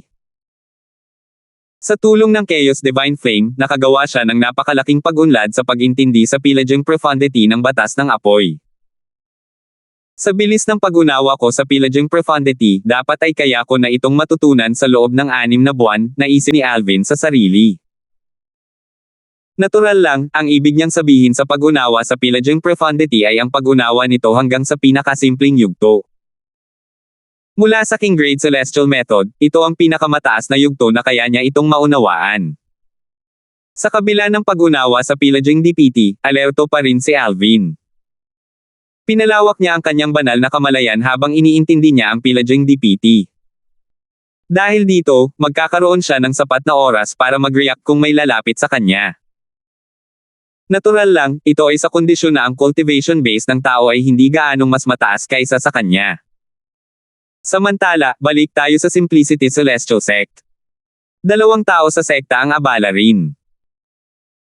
Sila ay walang iba kundi si Renan, ang ikatlong direktang disipulo ni Lucas, ang pinuno ng sekta ng Simplicity Celestial Sect, at si Hubert, ang apo ng Grand Elder ng Simplicity Celestial Sect. Naglibot ang dalawa sa lupain ng Simplicity Celestial Sect para siguraduhing lahat ng powerhouse na mas malakas kaysa sa mga Celestial Kings ay nasa lupain ng sect. Natural lang na ito ay para tulungan ang assassin mula sa Blood Skull Gang. Tutal, ang assassin na kinuha ng dalawa mula sa Blood Skull Gang ay isa lamang one basic Celestial King. Bagamat medyo malakas siya, maraming powerhouse sa Simplicity Celestial Sect ang mas malakas kaysa sa kanya. Bilang isang mamamatay tao mula sa Blood Skull Gang, likas siyang maingat. Nang malaman niyang umalis na si Alvin sa sekta 3 araw na ang nakalipas, nagpadala siya ng mensahe kay Renan upang kumpirmahin kung mayroon bang mga makapangyarihang tao mula sa Simplicity Celestial Sect na umalis din sa sekta. Nahuli na ang lahat ng malalakas na kalaban ko. Wala nang natira, sabi ni Hubert kay Renan. Ganito rin sa panig ko. Umangaw si Renan. Pagkatapos noon, naglabas si Renan ng Communication Celestial Talisman. Gamit ang marka ng Soul Pearl, nagpadala siya ng mensahe sa assassin mula sa Blood Skull Gang. Senior, lahat ng powerhouse na mas malakas kaysa sa Celestial Kings ay naitala na. Wala ni isa sa kanila ang umalis sa sect. Mukhang hindi sinabi ni Alvin kahit kanino ang tungkol sa meeting ninyo. Pagkatapos, sinubukan niyang pasayahin ang sarili sa pamamagitan ng pagdaragdag, talagang may kakayahan ka, Senior. Hindi mo lang nagawang akitin si Alvin palabas ng sect, kundi nagawa mo pa siyang patahimikin tungkol dito. Nabanggit. Sa kabila ng pagtatangka ni Renan na mambola, ang tugon ng mamamatay tao ay maikli at walang pakialam. Sa isang lugar na malapit sa damuhan. Oras na para umatake. Isang lalaking nasa katanghaliang gulang na nakaupo sa ere ang biglang tumayo. Malamig na kumislap ang kanyang mga mata at biglang lumabas ang kanyang handgearing pumatay habang nakatingin sa direksyon ng damuhan. Mukhang tama ang impormasyon natin. Ang babaeng nagngangalang Tanya ay talagang mahalaga sa kanya. Hindi ako makapaniwala na talagang pumunta siya nang hindi nagpapalam kahit kanino. Hindi ba niya masabi na ang layunin ng sulat ay para lang akitin siya palabas ng sekta? Huwag mong sabihin sa akin na talagang iniisip niya na hindi siya mapapahamak hanggat nakikinig siya sa mga tagubilin ko. Napaka-inosente naman ng batang iyon. Bulong ng lalaking nasa katanghaliang gulang na nakaitim na may ngisi sa mukha. Pagkatapos, sugod siya patungo sa damuhan. Sa gitna ng malawak na damuhan kung saan ang lawa ay kasing linaw ng salamin. Mula sa malayo, ang lawa ay tila isang perlas na nahulog mula sa langit at ibinaon sa lupa. Isa itong kaakit-akit na tanawin. Nakakrus ang mga paa ni Alvin sa ere. Mukhang nagpapahinga siya, pero kung titingnan ng malapitan, makikita ang mahihinang alon sa hangin malapit sa kanya. Kung madilim, mas madaling makita ang init sa paligid ng kanyang katawan na kumikinang ng bahagya sa pula. Ito ay walang iba kundi ang fundamental na kalaliman ng batas ng apoy, ang fire elemental profundity. Ilang araw nang naghihintay si Alvin sa lugar na ito para sa taong nagpadala sa kanya ng sulat. Gayunpaman, hanggang ngayon, wala pa ring bakas ng taong nagpadala ng sulat. Upang hindi masayang ang oras, iniintindi niya ang kalaliman ng pagnanakaw habang naghihintay. Bigla na lang nagmulat ng mga mata si Alvin sa sandaling iyon at maingat na tumingin sa unahan. May tao rito. Swoosh! Di nagtagal, nakita ni Alvin ang isang itim na figure na parang multo. Ito ay isang lalaking nasa katanghaliang gulang na nakasuot ng mahabang itim na damit. Bagamat napakapayat niya na para siyang isang supot ng mga buto, ang mabangis na aura na inilalabas niya ay magdudulot ng takot sa mga puso ng mga ordinaryong tao. Maya-maya pa, naaga ng atensyon ni Alvin ang makulay na pulang bungo sa damit ng lalaking nasa katanghaliang gulang. Parang totoong dugo ang tumutulo sa bungo. Hindi ba't iyan ang organisasyon ng mga assassin, ang Blood Skull Gang? Tinaasan ni Alvin ang isang kilay habang nakatingin sa mukha ng lalaking nakatanghaliang gulang na tila lumubog dahil sa kanyang payat. Bago sumali sa Simplicity Celestial Sect, hindi pa naririnig ni Alvin ang tungkol sa Blood Skull Gang, lalo na ang pagkilala sa kanilang simbolo. Gayunpaman, noong panahon niya sa library ng Simplicity Celestial Sect sa Inner Sect, marami siyang natutunan tungkol sa Southern Heaven Territory. Kabilang dito ang tatlong sikat at pinakamalakas na organisasyon ng mga assassin. Nalaman ni Alvin na ang mga mamamatay tao ng Blood Skull Gang ay nakasuot ng mga karaniwang uniforme na may bird-adong simbolo ng gang. May kaunting pagkakaiba sa simbolo ang nagpaiba sa ranggo ng mga mamamatay tao. Medyo maalam ka. Nakilala mo ang assassin ng isang Blood Skull Gang, sabi ng lalaking nasa katanghaliang gulang habang malamig na nakatitig kay Alvin. Sa loob-loob niya, medyo nagulat siya. Ito ay dahil natuklasan niya na naramdaman na ni Alvin ang presensya nito bago pa man ito lumitaw. Tutal, isa siyang one basic Celestial King habang si Alvin ay isa lamang peak overarching Heavenly Supreme Celestial. Hindi pinansin ni Alvin ang mga salita ng lalaking nasa katanghaliang gulang at walang pakialam na nagtanong, nasaan si Tanya? Tanya. Sandaling nagulat ang lalaking nasa katanghaliang gulang bago siya humajejek. Walang Tanya. Isa lang itong paraan para akitin ka palabas ng lupain ng Simplicity Celestial Sect. Hindi ko inaasahan na susundin mo ng ganito ka-eksakto ang mga tagubilin at pupunta ka ng mag-isa. Mahalaga sa iyo ang Tanya na ito. Babae siguro siya, di ba? Naku, mamamatay ang isang prodigy na tulad mo ngayon dahil sa isang babae. Naging malamig ang ekspresyon ng kanyang mukha nang matapos niya ang kanyang pangungusap. Kaya, hindi mo alam kung nasaan si Tanya? Tanong ni Alvin. Sa loob-loob niya, nakahinga siya ng maluwag. Hindi ba't malinaw naman ang sinabi ko? Isa itong panlilin lang. Ngumisi ang lalaking nasa katanghaliang gulang. Kailangan kong sabihin na napakalawak ng network ng impormasyon ng Blood Skull Gang.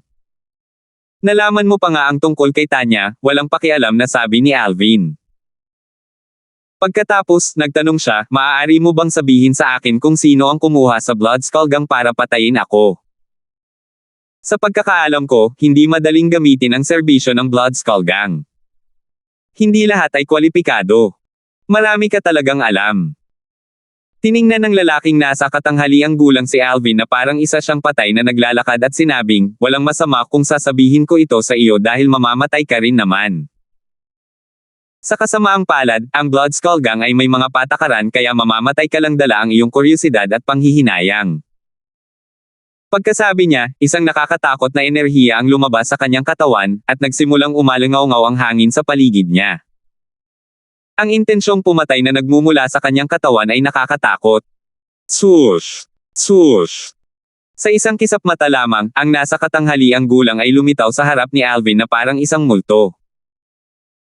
Iwinasiwas niya ang kanyang kamao na nababalot ng asul na celestial origin energy kay Alvin. Batay sa kulay ng kanyang celestial origin energy, halatang ginamit niya ang batas ng water elemental profundity ng tubig. Gumalaw ang kamao ng lalaking nasa katanghaliang gulang na parang mabangis na dragon ng tubig habang itinututok niya ito sa ulo ni Alvin. Malinaw na balak niyang patayin si Alvin sa pamamagitan lamang ng isang suntok. Blanko ang kanyang ekspresyon nang umatake siya. Malinaw na hindi niya inakala na mahihirapan siyang patayin si Alvin sa pamamagitan lamang ng isang suntok.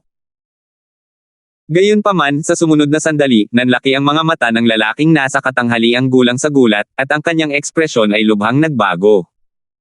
Humabog. Isang malinaw na tunog ang umalangaw-ngaw sa hangin. Hindi gumalaw si Alvin sa kanyang kinatatayuan habang dahan-dahan niyang iniunat ang kanyang kanang kamay at madaling nasalo ang kamao ng lalaking nasa katanghaliang gulang. Ang dilaw na liwanag sa paligid ng kanyang kamay ay lubhang kapansin-pansin. 356. Labis na nagulat ang lalaking nasa katanghaliang gulang. Sa katunayan, naramdaman niyang may mali kanina nang makita niya ang kawalan ng takot kay Alvin kahit na natuklasan ni Alvin na isa itong mamamatay tao mula sa Blood Skull Gang. Bukod dito, tila may alam si Alvin tungkol sa Blood Skull Gang. Gayunpaman, alam ng lalaking nasa katanghaliang gulang na si Alvin ay isang transcender mula sa isang makamundong kaharian at hindi nagmula sa isang makapangyarihang paksayon. Kinumpirma ito ng investigasyon ng Blood Skull Gang at ni Renan, isang panloob na disipulo ng Simplicity Celestial Sect. Bagamat may hinala na si Alvin ay isang reincarnated powerhouse, walang nagbigay ng masyadong importansya dito. Tutal, gaano man siya kalakas noong nakaraang buhay niya, isa lamang siyang peak overarching heavenly supreme celestial sa ngayon. Ikaw. Paano mo? Paano ito naging posible? Lalong nagulat ang lalaking nasa katanghaliang gulang nang matuklasan niyang hindi niya matanggal ang kanyang kamao mula sa pagkakahawak ni Alvin kahit na nakapaglabas na siya ng ilang lalim mula sa batas ng tubig. Mahinahong hinawakan ni Alvin ang kapit ng lalaking nasa katanghaliang gulang. Kahit gaano pa kahirap ang pagpupumiglas ng lalaking nasa katanghaliang gulang o gaano man kalalim ang ginamit niya, nanatiling matatag ang kapit nito.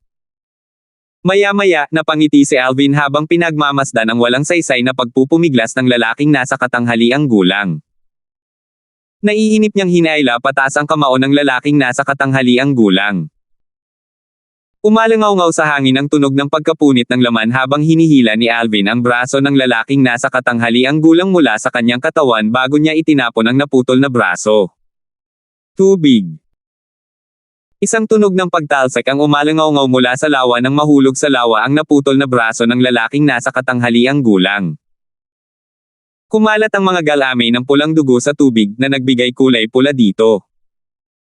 Maaari pa ring makuha ng lalaking nasa katanghaliang gulang ang kanyang braso mula sa lawa upang ikabit itong muli, ngunit masyado siyang natatakot at gulat para gawin ito sa sandaling ito. Dahil sa ekspresyon ng mukha niya, para siyang nakakita ng multo. Ikaw. Hindi ba't isa kang peak overarching heavenly supreme celestial? Paano naging ganito kalakas ang iyong celestial origin energy? Nang matapos magsalita ang lalaking nasa katanghaliang gulang, tila ba'y ngayon lang siya nakabawi ng katinoan. Mabilis niyang nilayo si Alvin na parang isang mabangis na halimaw na kayang lumunin siya ng buo. Kanina, nang mahawakan ni Alvin ang kanyang kamao, naramdaman niya ang batas ng Earth Elemental Profundity ng mundo sa Celestial Origin Energy ni Alvin. Higit sa lahat, malinaw sa kanya na si Alvin, na gumamit lamang ng Earth Elemental Profundity, ay napakalakas na kahit na ginamit na niya ang lahat ng kanyang lakas at ginamit ang lahat ng mga lalim na kanyang na-master, hindi pa rin niya mabitawan ang kanyang kamao. Alam niyang wala siyang laban kay Alvin ngayon. Kayang-kaya akong talunin ng 10 Direction Celestial Kings ng ganito, pero parang mas malakas pa ang Celestial Origin energy niya kaysa sa 10 Direction Celestial Kings. Parang ang Celestial Origin energy niya ay kapantay ng isang Celestial Lord. Naisip ng lalaking nasa katanghaliang gulang. Kaka-rating lang ni Alvin sa Southern Heaven Ancient Realm kamakailan lang. Ibig sabihin, isa lang talaga siyang overarching Heavenly Supreme Celestial. Gayunpaman, ang kanyang Celestial Origin energy ay tila kasing lakas ng sa isang Celestial Lord. Ito ay dahil siguro sa gumagamit siya ng ilang makapangyarihang Celestial Talisman o ilang consumable Royal Grade Celestial Weapon. Ibig sabihin, ang kanyang mga kapangyarihan ay hindi walang hanggan. Gayunpaman, hanggat hindi niya nauubos ang kanyang mga kapangyarihan, magiging kasing dali lang ito ng pagpitik ng kanyang mga daliri para patayin niya ako. Hindi nagtagal at naunawaan ng lalaking nasa katanghaliang gulang kung bakit ang Celestial Origin energy ni Alvin ay ihahambing sa isang Celestial Lord. Gayunpaman, iisa lang ang nasa isip ng lalaking nasa katanghaliang gulang ngayon, tumakbo. Sa kasamaang palad, bago pa man makatakas ang lalaking nasa katanghaliang gulang, ang Celestial Origin energy ni Alvin na may halong batas ng Earth Elemental Profundity ng mundo ay biglang sumulpot. Para bang alam niyang tatakbo palayo ang lalaking nasa katanghaliang gulang. Swoosh! Swoosh! Ang Celestial Origin energy ni Alvin na pinalakas ng Earth Elemental Profundity ay bumaril at bumuo ng ilang itim na haligi sa paligid ng lalaking nasa katanghaliang gulang na epektibong nakulong ang lalaking nasa katanghaliang gulang. Bagamat naunawaan pa lamang ni Alvin ang mga pangunahing kaalaman sa batas ng gravitational space profundity ng mundo, kaya na niyang gamitin ang King Grade Celestial Method, ang Black Rock Prison Method. Natural lang, ang kanyang gravitational space profundity ay hindi na gaanong makapangyarihan ngayon. Ang malaking bahagi ng kanyang lakas ay nagmula sa kanyang Celestial Origin energy na katumbas na ng sa isang Celestial Lord ngayon. Gamit ang Celestial Origin energy ng isang Celestial Lord, natural itong napakalakas kahit na ginamit lamang niya ang batas ng Earth Elemental Profundity ng mundo at ang Gravitational Space Profundity na halos hindi niya maintindihan. Samantala, ang hatek ng grabidad sa Black Rock Prison ay napakalakas kaya't ang lalaking nasa katanghaliang gulang ay natamba sa sandaling ito. Umungol ang lalaking nasa katanghaliang gulang habang tumataas ang kanyang Celestial Origin energy na pinalakas ng Water Elemental Profundity ng batas ng tubig. Malinaw na sinusubukan niya ang kanyang makakaya upang makatakas mula sa bilangguan. Sayang, wala man lang epekto ang kanyang ginawa sa Black Rock Prison. Hindi ako makakatakas. Mapupunta ako. Mamamatay ako. Kumislap ang takot sa mga mata ng lalaking nasa katanghaliang gulang. Sigurado siyang mamamatay na siya. Walang ekspresyong tiningnan ni Alvin ang lalaking nasa katanghaliang gulang at sinabing, sabihin mo sa akin kung sino ang kumuha sa iyo, at baka maawa ako sa iyo.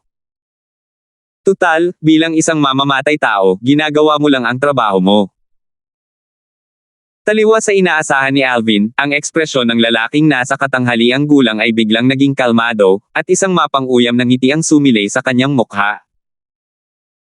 Di nagtagal, nagliwanag siya ng may nakasisilaw na asul na liwanag bago ito sumabog at naging isang ambon ng dugo sa Black Rock Prison, na tanging ang kanyang baluti at spatial ring lamang ang natira. Nagpakamatay siya. Bahagyang kumunat ang noo ni Alvin. Hindi naman nakakagulat. Kung tutuusin, para maging sikat ang Blood Skull Gang, tiyak na hindi basta-basta ibibigay ng kanilang mga assassin ang mga pangalan ng kanilang mga kliyente. Malakas na nag-isip si Alvin, gayunpaman, ang mga organisasyon ng assassin sa Southern Heaven Territory ay may patakaran na humingi ng kalahati ng presyo bilang deposito bago sila gumawa ng kanilang mga hakbang. Dahil nasa akin ang kanyang spatial ring, maaaring mahanap ko ang depositong natanggap niya at makahanap ng ilang mga pahiwatig tungkol sa taong umupa sa kanya para patayin ako. Gayunpaman, iyon ay sa kondisyon lamang na ang tao ay mula sa mga rehiyon sa ilalim ng Profound Nether Mansion sect. Gayunpaman, sa palagay ko ay walang sino man sa labas ng Profound Nether Mansion ang nakakakilala sa akin, lalo na ang gustong patayin ako. Ang mga rehiyon sa ilalim ng Profound Nether Mansion ay may mga kilalang celestial crystals, sa pinakamarami.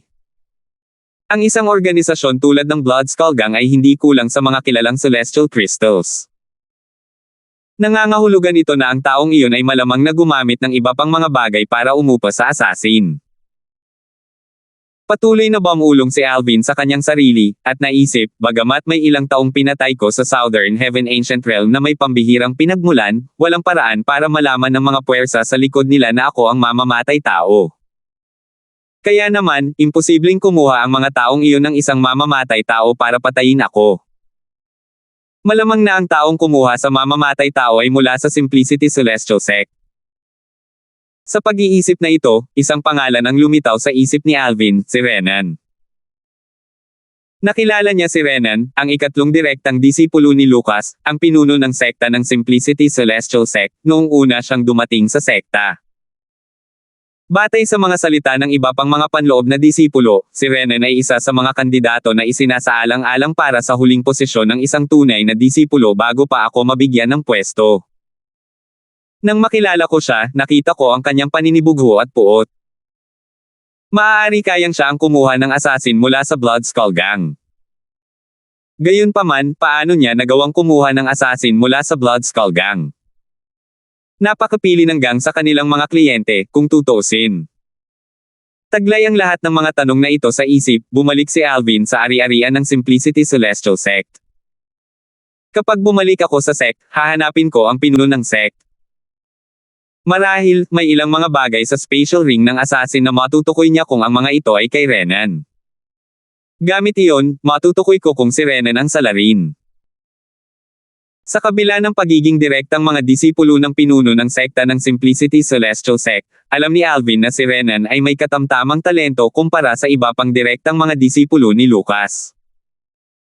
Isa rin ito sa mga dahilan kung bakit hindi napili si Renan bilang isang tunay na disipulo sa huli.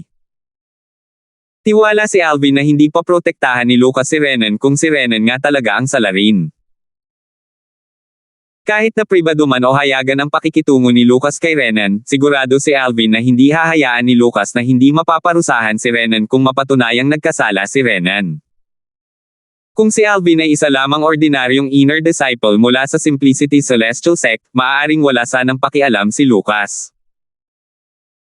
Gayunpaman, alam na alam ni Alvin ang kahalagahan niya kay Lucas mula sa paraan ng pagtrato sa kanya ni Lucas noong sumali siya sa Simplicity Celestial Sect. Samantala, natanggap na ng Blood Skull Gang ang mensaheng ipinadala ng mamamatay tao bago ito nagpakamatay. Ang target, si Alvin, ay maaaring isang peak overarching heavenly supreme celestial, ngunit mayroon siyang isang consumable royal grade celestial weapon o celestial talisman na nagbigay sa kanya ng lakas ng isang celestial lord. Nabigo ako sa aking misyon. Matapos matanggap ng Blood Skull Gang ang Communication Celestial Talisman, agad ding ipinaalam kay Luis, ang liaison para sa trabahong ito, ang anak sa labas ng isa sa mga vice leader ng Blood Skull Gang, ang tungkol sa bagay na ito. Ano?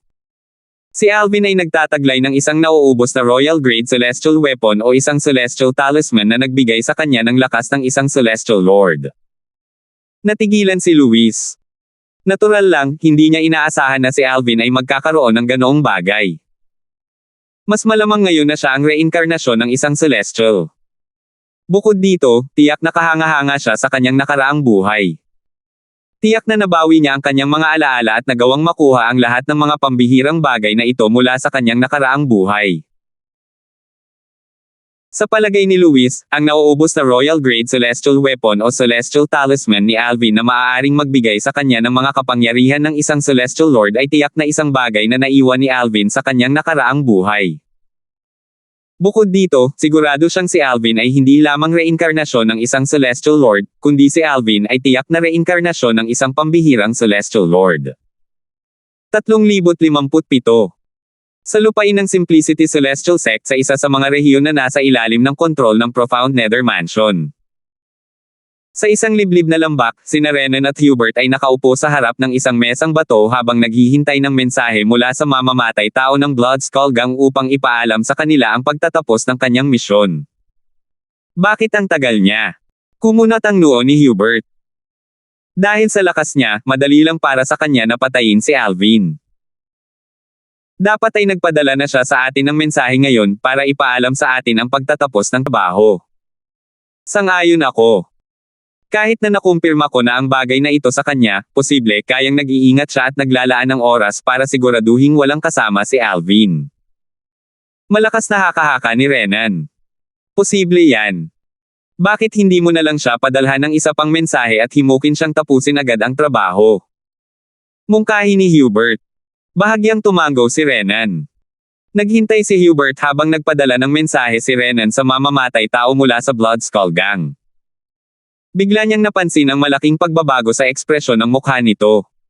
Isang nakakatakot na pakiramdam ang sumibol sa kanyang puso at sumimangot siya nang magtanong, anong problema? Siya. Patay na siya. Nanginginig na sagot ni Renan. Isang pangamba ang bumalot sa kanyang puso. Ano? Nagulat si Hubert. Itinaas ni Renan ang kanyang kamay at ibinunyag ang isang basag na soul pearl na nakapatong sa kanyang palad. Ay ito ang soul pearl ng assassin na ginagamit ko para makipag-usap sa kanya. Patay. Paano nangyari iyon? Hindi makapaniwalang tiningnan siya ni Hubert, posible bang humingi ng tulong si Alvin sa iyong Panginoon? Posible bang humingi ng tulong ang iyong Panginoon sa mga makapangyarihang tao na hindi mula sa sekta para tulungan si Alvin? Ito lang ang tanging dahilan na naiisip ni Hubert. Kahit sa kanyang pinakamalawak na panaginip ay hindi niya inaasahan na si Alvin ang pumihil sa pagpatay sa mamamatay tao. Wala akong ideya. Umiling si Renan. Natigilan pa rin siya, hindi makabawi sa kanyang katinoan. Matapos pakalmayan ang sarili, sinabi ni Hubert, makipag-ugnayan kay Young Master Chen. Ang Blood Skull Gang ang dapat unang makaalam kung patay na ang kanilang mga assassin. Bukod dito, malamang na nagpadala ng mensahe ang assassin sa gang bago ito namatay. Kumuha si Renan ng isa pang soul pearl at nagpadala ng communication celestial talisman sa may-ari sa pamamagitan ng marka ng kaluluwa na nakaimprenta sa perlas. Ang may-ari ng soul pearl ay walang iba kundi ang anak sa labas ng isa sa mga vice leader ng Blood Skull Gang, si Luis. Young Master Chen. Ang soul pearl na iniwan ng assassin na ipinadala mo ay nabasag na. Patay na siya. Nagpadala ba siya ng mensahe pabalik sa organisasyon bago siya namatay? Tanong ni Renan nang hindi nagpapaligoy-ligoy. Habang hinihintay ng dalawa ang sagot ni Luis, nagtanong si Hubert, Renan. Sa tingin mo ba ay nagawang patayin ng mamamatay tao si Alvin bago ito namatay? Wala akong ideya. Umiling si Renan. Kailangan nating hintayin ang tugon ni Young Master Chen para malaman kung ano ang nangyari. Sana ay nakapagpadala ng mensahe pabalik ang mamamatay tao bago siya mamatay. Bahagyang tumango si Hubert. Tahimik na naghintay ang dalawa. Habang tumatagal, lalong naging matamlay ang kanilang mga ekspresyon. Nandito na. Biglang bulalas ni Renan habang nagliliwanag ang kanyang mga mata. Instinctive na lumingon si Hubert kay Renan. Nagniningning din ang mga mata nito. Hindi nagtagal at biglang nagbago ang ekspresyon ng mukha ni Renan habang nanlaki ang mga mata niya sa gulat. Anong problema? Tanong ni Hubert. Nanatiling tahimik si Renan. Labis siyang nagulat sa mensaheng natanggap niya mula kay Luis. Ang nilalaman ng mensahe ni Luis ay ganito, si Renan, ang mamamatay tao mula sa aming Blood Skull Gang ay nabigo sa kanyang misyon.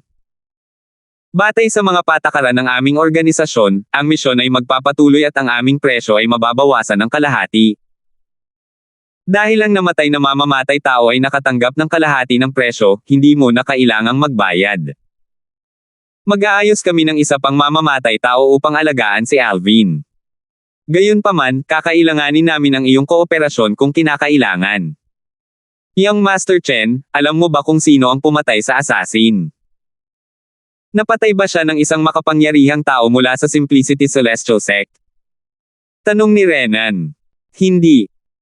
Mahinahong sagot ni Luis at pinawi ang lahat ng iniisip ni Renan sa pamamagitan ng kanyang sumunod na sinabi, hindi mo kailangang malaman kung paano siya namatay. Ang kailangan mo lang malaman ay makukumpleto ng Blood Skull Gang ang misyong ito. Malaki ang ipinagbago ng ekspresyon ni Renan matapos marinig ang mga sinabi ni Luis. Hindi na siya nang ahas na magtanong pa. Sa sandaling ito, muling nagtanong si Hubert, Renan, sumagot na ba sa iyo si Young Master Chen? Oo. Sa wakas ay bumalik sa kanyang katinoan si Renan. Bahagya siyang tumango. Sinabi ni Young Master Chen na nabigo ang assassin sa kanyang misyon. Gayunpaman, makukumpleto ng Blood Skull Gang ang misyon na patayin si Alvin. Nabigo siya. Lumubog ang puso ni Hubert. Sinabi ba niya kung paano nabigo ang assassin? Napatay ba siya ng isang makapangyarihang tao mula sa Simplicity Celestial Sect? Tinanong ko rin siya ng parehong tanong pero ang sinabi lang niya ay ang Blood Skull Gang ang gagawa ng trabaho hanggang sa huli. Makakaasa kayo, kahit mamatay ang assassin, hindi pa rin mabubunyag ang aming pagkakasangkot. Kilala ang Blood Skull Gang sa pagprotekta sa pagkakakilanlan ng kanilang mga kliyente. Sabi ni Renan. Pinaikit ni Hubert ang kanyang mga mata at tiningnan si Renan ng may kamalayan habang sinasabi, Renan, batay sa aking nalalaman, ang Blood Skull Gang ay may patakaran na kung mabibigo sila sa unang pagsubok, ang presyo ay mababawasan ng kalahati. Alam ni Renan na hindi siya maaaring umasang makikinabang dito nang marinig niya ang mga salita ni Hubert. Bumantong hininga siya bago kumuha ng dalawang ordinaryong purong nagtatanggol na King Grade Celestial Weapons at iniabot ang mga ito sa kanya. Tinanggap ito ni Hubert ng may pagmamalaki sa mukha. Hubert, sabi ni Young Master Chen, maaaring kailanganin tayo ng Blood Skull Gang na makipagtulungan sa bagong assassin. Kung ayaw mo nang masangkot pa sa bagay na ito, ibigay mo muna sa akin ang dalawang King Grade Celestial Weapons na ibinigay ko sa iyo kung sakaling kailanganin mo pang magbayad, sabi ni Renan sa huling pagtatangka na mabawi ang kanyang pinahahalagahang King Grade Celestial Weapons.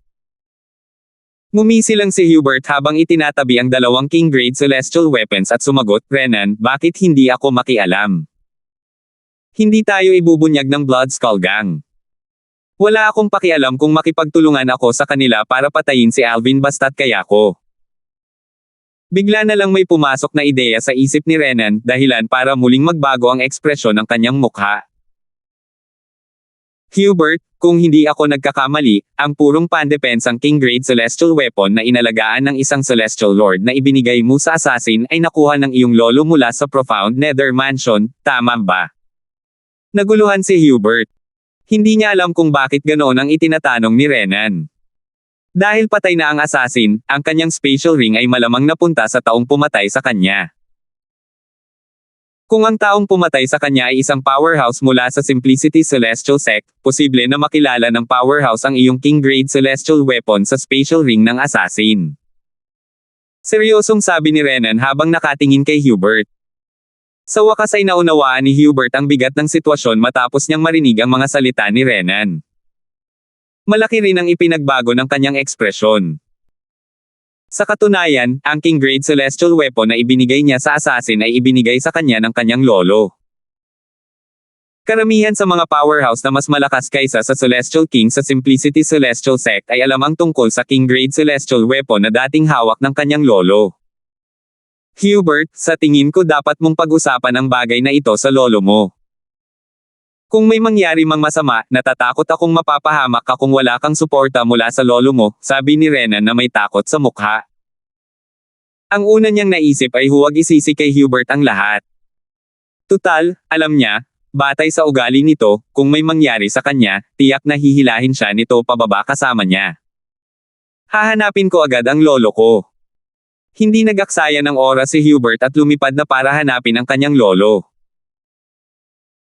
Pagkaalis ni Hubert, bumulong si Renan ng malalim na may malungkot na ekspresyon sa kanyang mukha, hindi ko inaasahan na magiging mahirap pala ang pumatay ng isang peak overarching Heavenly Supreme Celestial. Kung ang taong pumatay sa assassin mula sa Blood Skull Gang ay isang powerhouse mula sa Simplicity Celestial Sect, malamang ay bumalik na ang taong iyon sa sect para magulat sa Master, tama ba? Samantala, hinanap ni Alvin si Lucas pagbalik niya sa lupain ng Simplicity Celestial Sect. Bahagyang nagulat si Lucas nang makita niya si Alvin. Nagtanong siya, Alvin, ano ang nagdala sa iyo rito? Pinuno ng sekta. Sinimulang isalaysay ni Alvin ang nangyari. Ikinwento niya kay Lucas kung paano siya naakit palabas ng lupain ng sekta ng isang mamamatay tao mula sa Blood Skull Gang. Ano? Ang Blood Skull Gang. Isang takot ang lumitaw sa mukha ni Lucas nang banggitin ni Alvin na ang mamamatay tao ay mula sa Blood Skull Gang. Bakit hindi mo ako ipinaalam ng mas maaga? Nag-aalala ako na nabihag niya talaga si Tanya. Kung ganoon nga, baka ilagay ko sa alanganin ang buhay niya sa pagsasabi ko nito sa iyo, paliwanag ni Alvin. Ano ang nangyari pagkatapos noon? Tanong ni Lucas. Basang-basa siya ng malamig na pawis habang iniisip kung ano ang maaaring nangyari. Mabuti na lang at ligtas na nakabalik si Alvin. Pagkatapos noon, malamig na kumislap ang mga mata ni Alvin habang dahan-dahan niyang sinasabi. Pinatay ko siya. Salamat po at sinamahan ninyo ako, ingat lagi mga master.